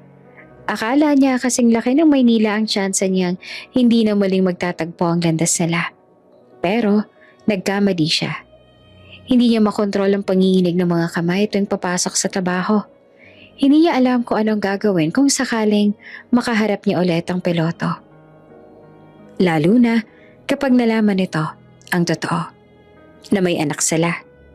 Na may batang nakatali sa kanila habang buhay. At ang pinakamasakit, alam ni Lina, wala siyang lakas o karapatan na lumapit sa ama ng bata. Hindi niya kayang harapin ang tanong na iyon. Hindi niya kayang isugal si Atlas. Hindi niya kayang mawala ang anak niya. Isang umaga, pinatawag siya ng head ng maintenance. Napalunok si Lina. Parang tumigil ang mundo niya. Habang naglalakad siya papunta sa opisina, ramdam niya ang lamig sa patok niya. Kapag nakaharap niya ang piloto, ano ang sasabihin niya? Paano kung bigla itong magtanong tungkol sa nakaraan? Paano kung paulit-ulit niyang tanungin? Pagpasok niya sa opisina, naroon si Alex. Nakatayo, nakatalikod sa pinto. Paglingon at pagkakita sa kanya, agad siyang siniklot ng kaba. Nagtagpong muli ang mga mata nila. Parang nalunod siya sa bigat ng titig ni Alex. Umupo siya. Pinilit niyang itago ang panginginig ng mga kamay niya. Si Alex ang unang nagsalita. Tahimik pero mabigat. 6 years ago. Para siyang binagsakan ng mundo. Napakuyom si Lina ng palad. Hindi. Hindi niya pwedeng aminin. Hindi siya pwedeng mahuli. Hindi siya pwedeng malaman itong katotohanan. Mabilis siyang umiling. Sir, hindi ko po alam ang sinasabi ninyo. Nakakunot ang noo ni Alex. Parang hindi kumbinsido. Alam mo, nakita kita noon. Sigurado ako na ikaw yan. The gift girl. At my stag party. Sir, hindi po ako ganong klaseng babae. Nanginig ang boses niya. Probinsyana lamang po ako. Nakipagsapalaran ako dito sa Maynila para mabuhay. Hindi ko po alam ang sinasabi ninyo. Mas lalong lumalim ang titig ni Alex. Lina, I know your name. Marami pong Lina. Mabilis siyang sagot. Kung ano man yun, hindi po ako yun. Ilang segundo silang magkaharap. Napakatagal ng katahimikan. At sa huli, si Alex ang unang bumitaw. Fine. Mahina niyang sabi. Hindi siya kumbinsido. Kita iyon sa mukha niya. Pero para bang pinili niyang wag nang ipilit. Para bang ayaw niyang manakit. O baka ayaw niyang gumawa ng eksena. Pwede ka nang umalis. Tumayo agad si Lina. Halos ang mamadaling lumabas ang opisina. Dalang kaba na halos hindi magkasya sa dibdib niya. At sa hindi niya inaasahan, 1 linggo lang ang lumipas, may lumabas na memo. Promotion. Si Lina naging head ng maintenance. Nagkalat ang bulong-bulungan sa crew lounge. Bakit siya? Bagong-bago pa lamang siya. Nako, swerte niya. Pero to be fair masipag na naman talaga siya. Baka naman magaling talaga. Tahimik lang si Nina. Hindi niya alam kung dapat ba siyang matuwa o matakot. At hindi niya alam, si Alex ang nag-request noon.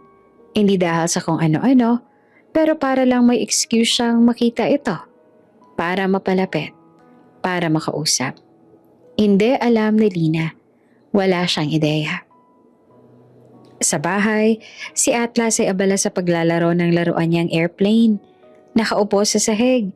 Umiikot-ikot ang maliit na eroplano sa hangin habang ginagawa niyang sound effects na parang totoong makina. Napangiti si Lina at lumuhod sa tabi ng anak. Aba, nahihilig ka sa eroplano anak? Gusto ko pong maging piloto, mama. Natigilan si Lina. Parang tinamaan ng malakas na kidlat ang puso niya. Piloto, katulad ng ama nito. Hindi niya alam kung tadhana ba o biro iyon ang kapalaran. Tahimik lang siya. Hindi niya alam paano mag-react. Mama, bakit hindi po kayo nakikinig? Tanong ni Atlas habang kumakaway pa ang maliit na airplane. Pagod lang si mama anak. Sagot ni Lina Kahit alam niyang hindi iyon ang totoo. Napansin ni Sam na parang ibang ugali ng ate niya. Lalo na nung mapansing nakatulala ito habang nagluluto. Kaya lumapit siya kay Lina kinagabihan. Ate, may problema ba? Tanong ni Sam na tahimik ang boses. Kanina ka pa parang malayong isip. Hindi naman nakatingin si Lina sa kapatid. Nanatili siya nakatitig sa sahig. Sam, nakita ko na ulit ang tatay ni Atlas. Nanlaki ang mata ni Sam. Ano ate? Anong gagawin mo ngayon?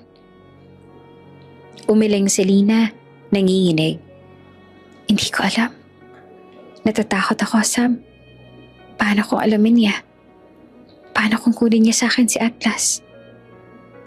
Pero ate, hindi mo naman matatago habang buhay ang katotohanan. Hindi maiiwasan na isang araw, magtatanong din si Atlas. Deserve niya makilala ang tunay niyang tatay. Deserve niya rin ang magandang buhay. Masama ang pumasok sa dibdib ni Lina. Bakit sa tingin mo, hindi ko kayang ibigay yon kay Atlas? Tanong niya na may bakas ng hinanakit sa boses niya. Hindi naman sa ganon, te. Sagot ni Sam na nahihiya. Pero kasi, ako ang nanay ni Atlas. Pagpipigil ni Nina, pinupunasan ng luhang hindi niya napansing tumulo. Ako lang ang karapatang may magdesisyon kung ano makakabuti sa kanya. At sa gitna ng usapan nila, biglang umubo ng malakas si Atlas. Parehong napalingon ng magkapatid.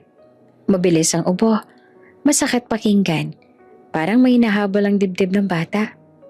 Lumapit sila agad. Inuman mo to anak, sabi ni Lina habang iniaabot ang tubig. Pagkatapos suminom ni Atlas, huminga ito ng malalim. Pero bakas ang pagod sa maliit nitong mukha. Mahigpit ang tingin ni Sam kay Lina. Ate, ilang linggo na ba yung ubo ni Atlas? Mukhang kailangan na natin siyang ipatingin sa doktor. Malapit na ako sumahod. Sagot ni Lina kahit na alam niyang dapat sana mas maaga pa. Ate, may extra allowance naman ako. Kahit yun na lang muna. Mukhang kailangan na talaga eh. Tumango si Lina. Hindi siya pwedeng padalos-dalos. Hindi siya pwedeng mawala sa focus. Pero ngayong nandito at may anak siyang dapat protektahan, isang bagay lang ang sigurado niya. Gagawin niya ang lahat para sa anak niya. Kahit ano pa ang kapalit. Bumuhos ang ulan sa labas ng airport nung gabing iyon. Parang umaalingaw-ngaw ang bawat patak sa sahig. Sumasabay sa tibok ng puso ni Lina habang abala sa trabaho. Todo kayod siya. Hindi lang dahil sa trabaho kundi dahil kailangan niyang matustusan ng gamot ni Atlas. Tuwing gabi palaging siya ang huling umaalis. Palaging siyang naglalakad pa uwi na halos nakasapit ang mga mata sa clock. Umaasang hindi na siya mahuli sa susunod na araw sa trabaho. Si Alex naman sa kabilang banda ay lumapag mula sa isang midnight flight. Pagod na pagod pero agad na namataan si Lina sa terminal hallway. Nagwawalis, naglilinis. Mata pa rin na nakatutok sa paligid, nakayuko sa trabaho niya. You're still here? Tanong ni Alex. Nakatayo sa tabi niya, tinatanaw ang mukha niya. Lumayo si Lina sa kanya, mabilis na nagwalis. Parang gusto niyang lumubog sa sahig. Look, panimula niya at bahagyang nanginginig ang boses. I'm sorry for the things I have said last time. I just really thought you were someone I knew. Tumango lamang si Nina. Halatang nagpapasalamat pero hindi makapagsalita ng maayos.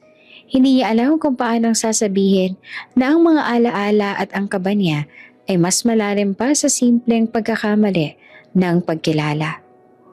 Mula noon, madalas yan ang narinig si Alex na bumabati sa kanya sa bawat pagkakataong magkasalubong sila sa terminal.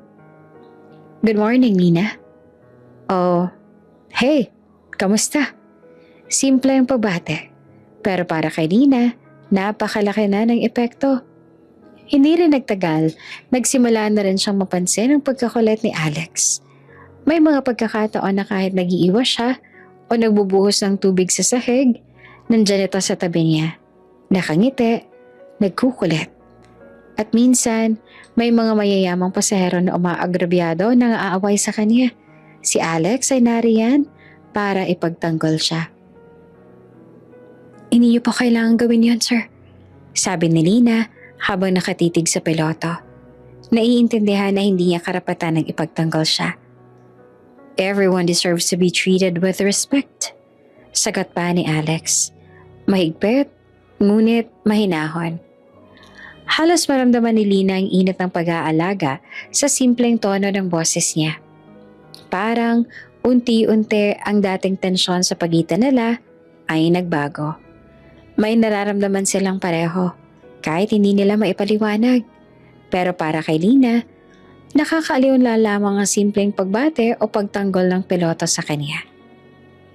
Ngunit hindi laging maayos ang bawat araw. Isang umaga, biglang hindi pumasok si Lina. Walang abiso, walang tawag. Napansin agad iyon ng supervisor. Sa kalagitnaan ng pag-uusap sa maintenance office, lumabas ang balita. Saang ospital?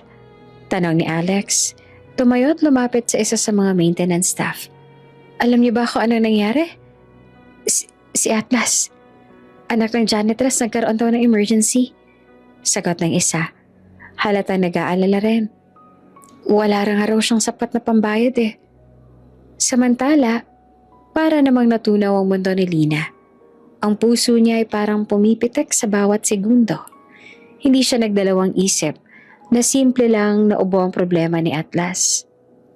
Akala niya tulad na nakagawi ang check-up sa public hospital noon, na madali lamang ito. Ngunit nang makita niya ang sila ng emergency, napuno siya ng luha. Sam, pabulong niya na hawak ang kamay ng kapatid. Hindi ko ini-expect to. Akala ko simpleng ubo lang. Okay lang ate, kakayanin natin to. Sabi ni Sam na pinapalakas ang loob niya. Lalaban tayo para kay Atlas. Habang abala si Lina at Sam sa pag-aasikaso, dumating ang doktor. Malinaw ang ekspresyon, seryoso at halatang hindi pwedeng ipagpabukas ang desisyon. Kailangang operahan ng bata. Consent ng magulang ang kailangan. Sabi ng doktor at tinignan si Lina. Napatingin si Lina sa kapatid. Sam, ang pera.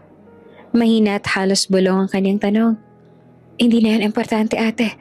Ang mahalaga ligtas si Atlas. Sagot ni Sam. Pagkatapos ng mahabang oras na tila pasakit, natapos ang operasyon. Malaking ginhawang pumasok sa puso ni Lina. Laking gulat niya nang lumapit siya sa cashier ng ospital. Plano sana makiusap ng palugit sa pagbabayad. Pwede po bang bigyan kami ng hanggang sa makautang lang ng sapat? Maluha-luha niyang tanong, hawak ang mga kamay ni Sam. Ngunit bago pa niya maipaliwanag ang buong sitwasyon, may sagot ang cashier. Lahat po ng expenses bayad na? Mahinang sabi niya na nakatingin kay Lina. Napalingon si Lina. Napaluhod siya. Ang mga mata niya ay puno ng luha. At nakita niya ang tao sa kabilang dulo ng silid. Si Alex. Tahimik siya. Nakangiti ng kaunti. Ngunit ang mga mata niya ay puno ng malasakit at pangunawa. Wala siyang sinabi. Wala siyang dahilan. Wala siyang pakialam sa ibang tao sa ospital.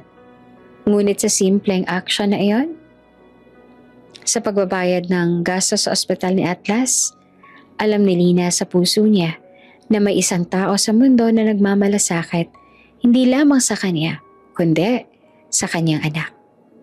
Hindi niya alam kung paano sasabihin ang nararamdaman niya. Ang pakiramdam niya ay halo-halo. Pasasalamat, pagkabigla, at ang hindi maipaliwanag na init na dumadaloy sa dibdib niya. Alex, nanginginig ang boses niya. Luha pa rin ang bumabalot sa mata. Ngunit tumango lamang si Alex. Walang salita. Parang sinasabi niyang lahat sa simpleng pagkilos. Para kay Lina, iyon ay sapat. Hindi makapaniwala si Alex sa nangyari. 6 na taon ang lumipas at ngayon, nakaharap niya muli ang babae at ang bata na uning beses siyang makilala. Lumipas ang gabi sa ospital at habang nakaupo siya sa tabi ng kama ni Atlas, binilangan niya sa isip. 6 na taon. 6 na taon mula ng gabing iyon. At ang edad ng bata, Kapareho ng huling naalala niya nung nagkita sila. Hindi pwedeng kutob lang iyon. Totoo. Huminga siya ng malalim. Pinilit pakalmahin ang sarili. Malalim ang kaba sa dibdib niya. Hindi niya inaasahan na darating ang araw na muling magkikita sila sa ganitong paraan. Tumungo siya kay Lina. Pinanood ang bawat kilos, bawat ekspresyon. Nakita niyang pag-iyak, ang kaba, ang takot na baka kunin niya si Atlas. Lina, malumanay niyang sabi. Siya? Anak ko ba siya? Ang bata? Biglang lumuhod si Lina sa sahig. Mahigpit na niyakap ang katawan niya at umiyak ng buong puso. Huwag mo siyang kunin, please. Huwag mo siyang kunin.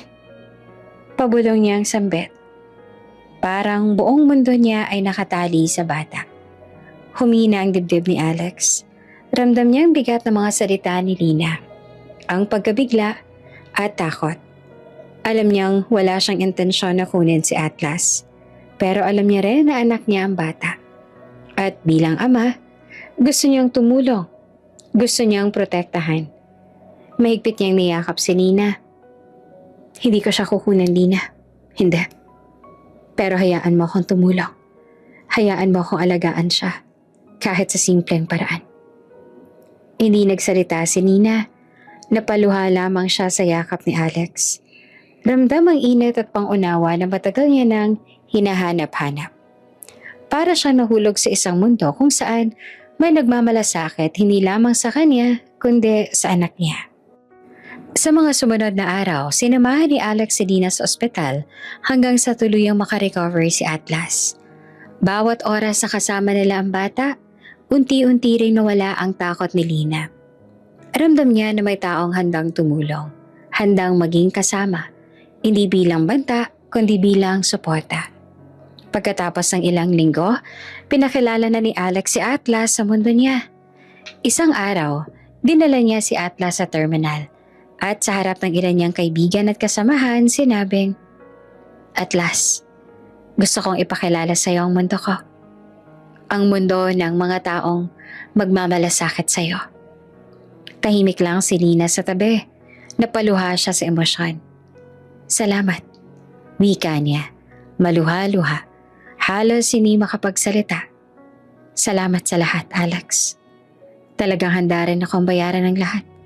Para sa lahat ng tulong. Ngunit tumango lamang si Alex, may kaunting ngiti. Huwag na, Lina. Hindi naman yan ang punto ko. Pero may isang kondisyon lang. Pakiusap lang. Pinilit niyang ngumiti sa harap ni Lina. Hayaan mo si Atlas na maranasan ang mundo ko. Kilalanin ang mga tao. At makipagkaibigan. Huwag mo siyang limitahan dahil sa nakaraan. Hayain mo akong maging ama niya. Hindi naman makapaniwala si Lina. Alam niyang mahirap. Alam niyang maraming tao sa paligid ni Alex, lalo na sa airport. Mga flight attendants na may gusto sa kanya. Pati ang ilang pamilya ng piloto ay tiyak na magmamaliit sa kanya at sa bata. Alam niyang siya ang dahilan ng pagkasira ng engagement ni Alex noon. Ngunit hindi agad naging madali.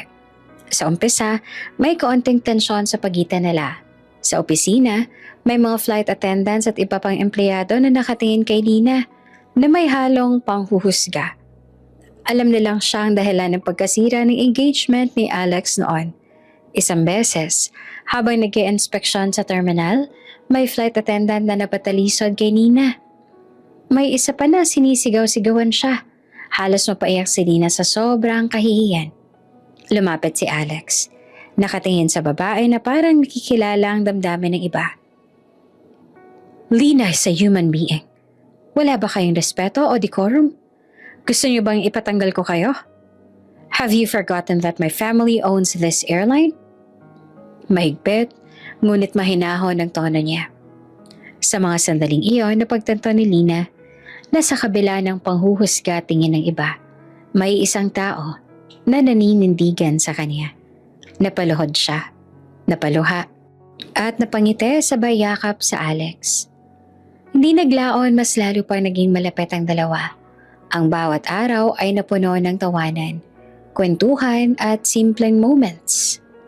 Pagkain sa terminal, pagsama sa playground ni Atlas, kahit simpleng coffee break sa lounge. Unti-unti naramdaman nila ang maling pag-usbong ng damdamin. Lina, huwag mong pansinin ang sinasabi nila, hindi yan totoo. Ang mahalaga ay ang bata at ikaw. Minsan pa may flight attendant na nananaray kay Lina. Huminga ng malalim si Alex. Lumapit at mahigpit na ipinagtanggol ang babae. Lina is part of my son's life. Huwag niyo siyang maliitin. Lalo pang lumakas ang loob ni Lina. Ramdam niya na sa kabila ng lahat, may isang tao sa mundo na hindi niya kailangang katakutan. May isang tao na handang ipagtanggol siya.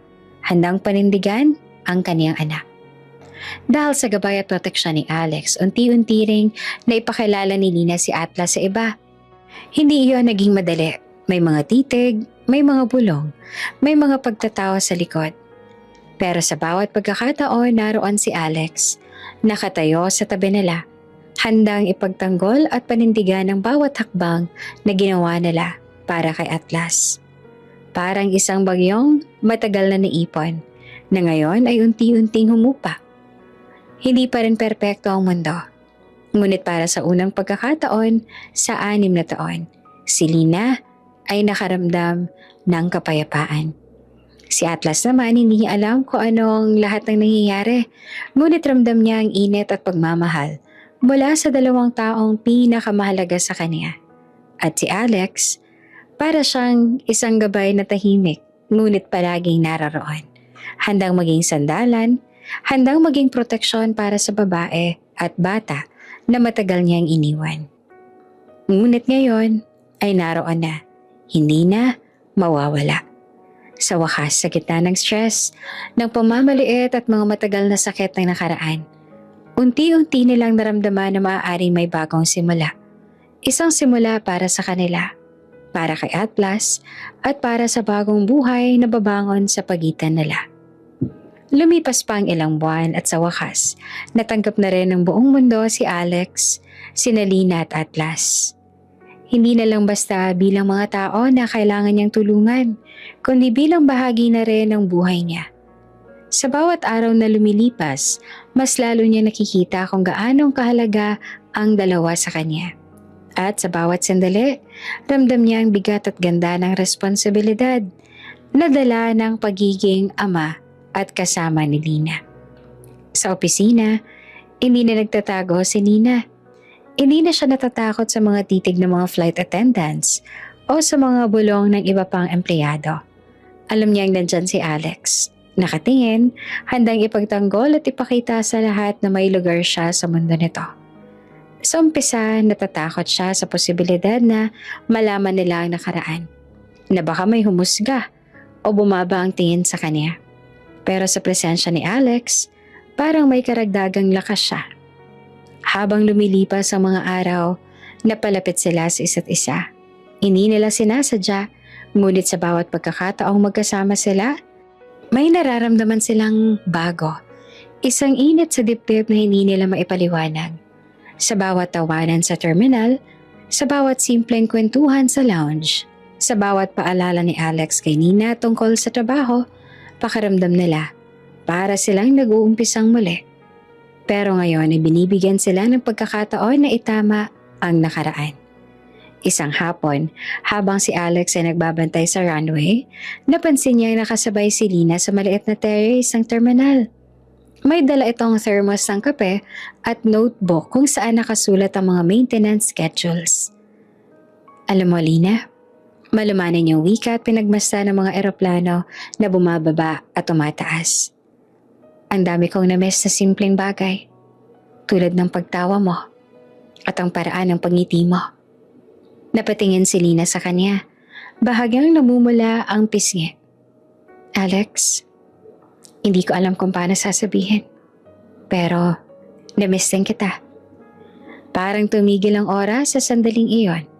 Ang mga mata nila ay nagtagpo at para bang nag-uusap ang damdamin nila na hindi gumagamit ng salita.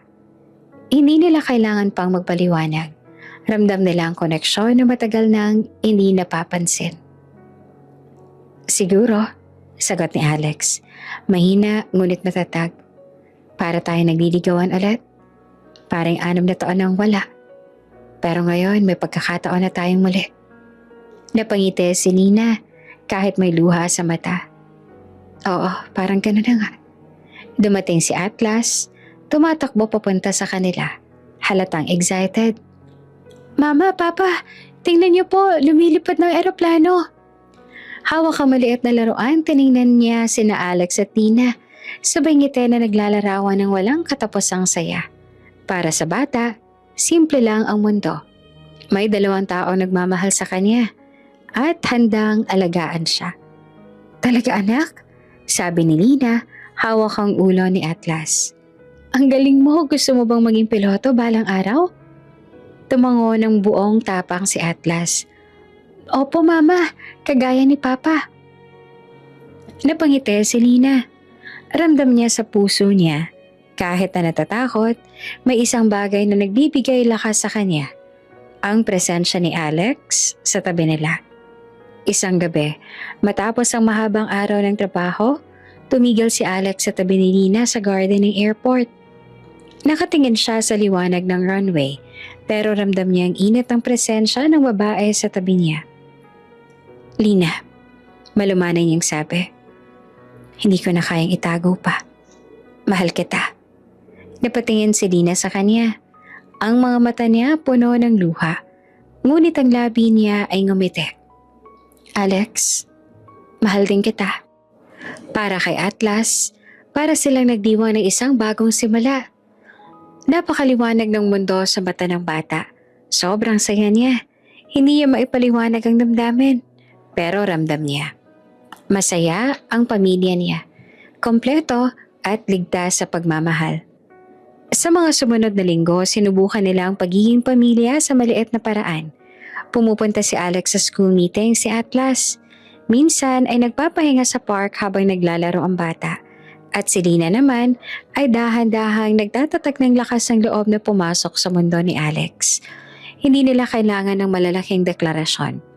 Sa bawat simpleng sandali, mas lalo nilang nararamdaman ang koneksyon nila. Nagkaroon din ng mga pagsubok. May mga kaibigan at kasamahan ni Alex na nagtatanong kung sino si Lina. Bakit kasama niya ang bata? At kung paano ito nakaapekto sa propesyon niya. Ngunit sa bawat pagkakataon, ipinagtanggol siya ni Alex. Lina is the love of my life. She is my family. Her and Atlas. Para kay Lina, iyon ay higit pa sa sapat. Sa wakas, may isang tao sa mundo na hindi niya kailangang katakutan. May isang tao na handang ipagtanggol siya, handang panindigan ang kaniyang anak, at handang mahalin siya para sa kung sino siya. Si Atlas naman, sa bawat araw mas lalo niyang nararamdaman ang pagmamahal ng 2 taong pinakamahalaga sa kanya. Hindi niya alam ang lahat ng nangyayari, ngunit ramdam niya ang init at proteksyon na hindi niya naranasan noon. Sa wakas, 6 na taon na pagtatapos ng gabing iyon, unti-unti silang nabuo. Si Alex, si Lina at Atlas. 3 tao na nagtatayo ng bagong simula sa kabila ng lahat ng nakaraan. Habang nakayakap sa isa't isa sa garden ng airport, ramdam ni Lina at Alex na kahit ano pa man ang pagsubok na dumating sa kanila, magkasama sila. At sa wakas, 6 na taon na nakalipas, ang nakaraan ay nagbukas ng daan para sa bagong simula. Para sa kanila at para sa kanilang anak. Ang huling ngiti ni Atlas bago matulog ay parang pangako sa hinaharap.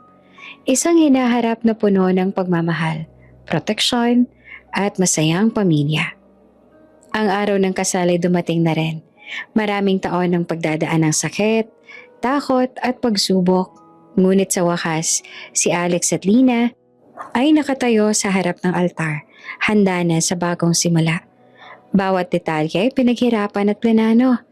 Ang simbahan ay punong-puno ng bulaklak na puti at rosas na kulay peach. Malambot ang ambience at ramdam ang kagalakan sa bawat sulok. Ang mga bisita ay pamilya, kaibigan, at ilang piling kasamahan mula sa airline at sa mundo ni Lina. Si Lina ay nakasuot ng puting gown na dumadalay sa sahig. Ang buhok niya ay maayos na nakabraid at may simpleng veil na bumabalot sa likod ng ulo niya. Napapansin ni Alex ang bawat galaw niya, bawat ngiti at bawat tingin. Halos hindi siya makapaniwala na ito na ang sandali na matagal niyang pinangarap at kinakatakutan. Ang ganda mo, Alina. Bulong ni Alex sa kanya habang hawak ang kamay niya sa altar. Napangiti naman si Lina, bahagyang nangingitim ang pisngi. Alex, hindi ko inaasahan na mararating natin to. Pero andito na tayo. Kasama si Atlas. Kasama ka. Si Atlas, suot ang maliit na barong ay tumatakbo papunta sa altar. Sa bawat hakbang niya, ramdam ang excitement at saya. Mama, Papa! Sigaw niya sabay ngiti. Sabay yakap sa parehong magulang. Ang saya ko po! Tumingin si Alex kay Nina. Halos mapaluha sa sobrang saya. Atlas, salamat sa pagiging inspirasyon namin. Dahil sa'yo, natutunan naming mahalin ang isa't isa. Ulit. Habang nagsimula ang seremonya, nagbasa ang pari ng panalangin. Ang mga mata ni Lina ay punong-puno ng luha. Hindi lang dahil sa emosyon ng sandali, kundi dahil sa lahat ng pinagdaanan nila bago makarating sa puntong ito. Do you, Alex Samaniego, take Lina Mangahas to be your lawfully wedded wife? Wika ng pare. Oo, sagot ni Alex na halatang may hawak na luha sa mata. I do. Do you, Lina Mangahas, take Alex Samaniego to be your lawfully wedded husband? Oo, sagot naman ni Lina. Hindi mapigilan ng sobrang saya at emosyon. Sa oras na yon ay parang huminto ang mundo. Ang lahat ng sakit at takot, ang 6 na taong pangungulila at pag-aalinlangan ay napalitan ng init, kagalakan at pagmamahal. By the power vested in me, I now pronounce you husband and wife. You may now kiss the bride. Sabi ng pare. Hinawakan ni Alex ang mukha ni Lina. Tiningnan siya sa mata at dahan-dahang hinalikan. Ang halik na iyon ay puno ng pangako, ng katatagan at ng pagmamahal na hindi natitinag. Alex, mahal kita. Pabulong ni Lina, halos hindi marinig ng iba. Ngunit ramdam niya ang bawat pulgada ng katotohanan sa mga salita. Mahal din kita, Lina. Lagi. Palagi. Sagot ni Alex at halatang may luha rin sa mata. Pagkatapos ng seremonya, lumabas ang lahat sa simbahan at sinalubong sila ng konfeti at ng masiglang sigawan ng mga bisita. Masayang masaya si Atlas. Tumakbo sa paligid, pinapaikot ang mga bulaklak sa hangin. Ang saya po, Mama, Papa! Sigaw niya habang pinipilit hawakan ng 2 kamay ng magulang. Sa reception, ang bawat detalye ay punong-puno ng saya at pagmamahalan. Ang pagkain ay masarap, ang musika ay masigla, at bawat isa sa mga bisita ay halatang nasisiyahan. Si Alex at Lina sa gitna ng lahat ng ito ay nag-uusap at nagtatawanan. Para silang nagliligawan ulit. Hindi ko mawari, sabi ni Lina habang humihinga sa ilalim ng ilaw ng chandeliers. Nadarating tayo rito. Alam ko, sagot naman ni Alex, hawak ang kamay niya. Pero ngayon nandito na tayo. Buong pamilya na tayo. Kasama si Atlas. Wala na makakapigil sa atin ngayon. Nakatutok si Atlas sa kanila. Hawak ang maliit na laruan niyang eroplano. At sabay ngumiti. Mama, Papa, okay po ba kung maging piloto ako balang araw? Tumawa si Alex at yumakap sa anak. Oo naman anak. Gagawin namin ang lahat para suportahan ka. Si Lina naman ay yumakap sa 3 nila at gagawin namin ang lahat, Atlas. Hindi ka namin iiwanan. Lagi kaming nandito para sa'yo. Sa gitna ng gabi, habang nag-uusap ang mag-asawa at naglalaro si Atlas sa paligid, napagtanto nila na sa wakas, natagpuan nila ang kapayapaan. Ang lahat ng pinagdaanan, ang sakit, ang pagkakalayo sa isa't isa ay nagbigay daan sa isang matibay at mas tapat na pagmamahalan. Si Alex sa wakas ay may pamilya na. Si Lina sa wakas ay may katatagan at kaligayahan. At si Atlas sa wakas ay may dalawang magulang na handang mahalin at protektahan siya. Palagi at walang kapantay. Ang araw ng kasal ay nagtapos sa isang simpleng fireworks display sa likod ng venue. Habang si Atlas ay tumitingin sa mga ilaw na naglalaro sa langit, sabay hawak ang kamay ni na Alex at Lina. "Ang saya po, Mama, Papa," sabi ni Atlas at parang hindi makapaniwala sa kagandahan ng gabi. Ngumiti si Alex at Lina. Nagkatinginan at sabay na bulong. "Oo anak, masaya na tayo. Masaya na talaga tayo." At sa gabing iyon, sa ilalim ng mga bituin at liwanag ng fireworks, nagtatapos ang isang kabanata ng kanilang buhay. Isang kabanata ng saya, pagmamahalan at bagong simula. Ang nakaraan ay naiwan na at ang hinaharap ay puno ng pangako at pagmamahal. Bago ka pa lang sa channel neto, ibang kwento ni Ate Jane, istorya mo, ikwento ko. Huwag kalimutang pindutin ang notification bell at subscribe button.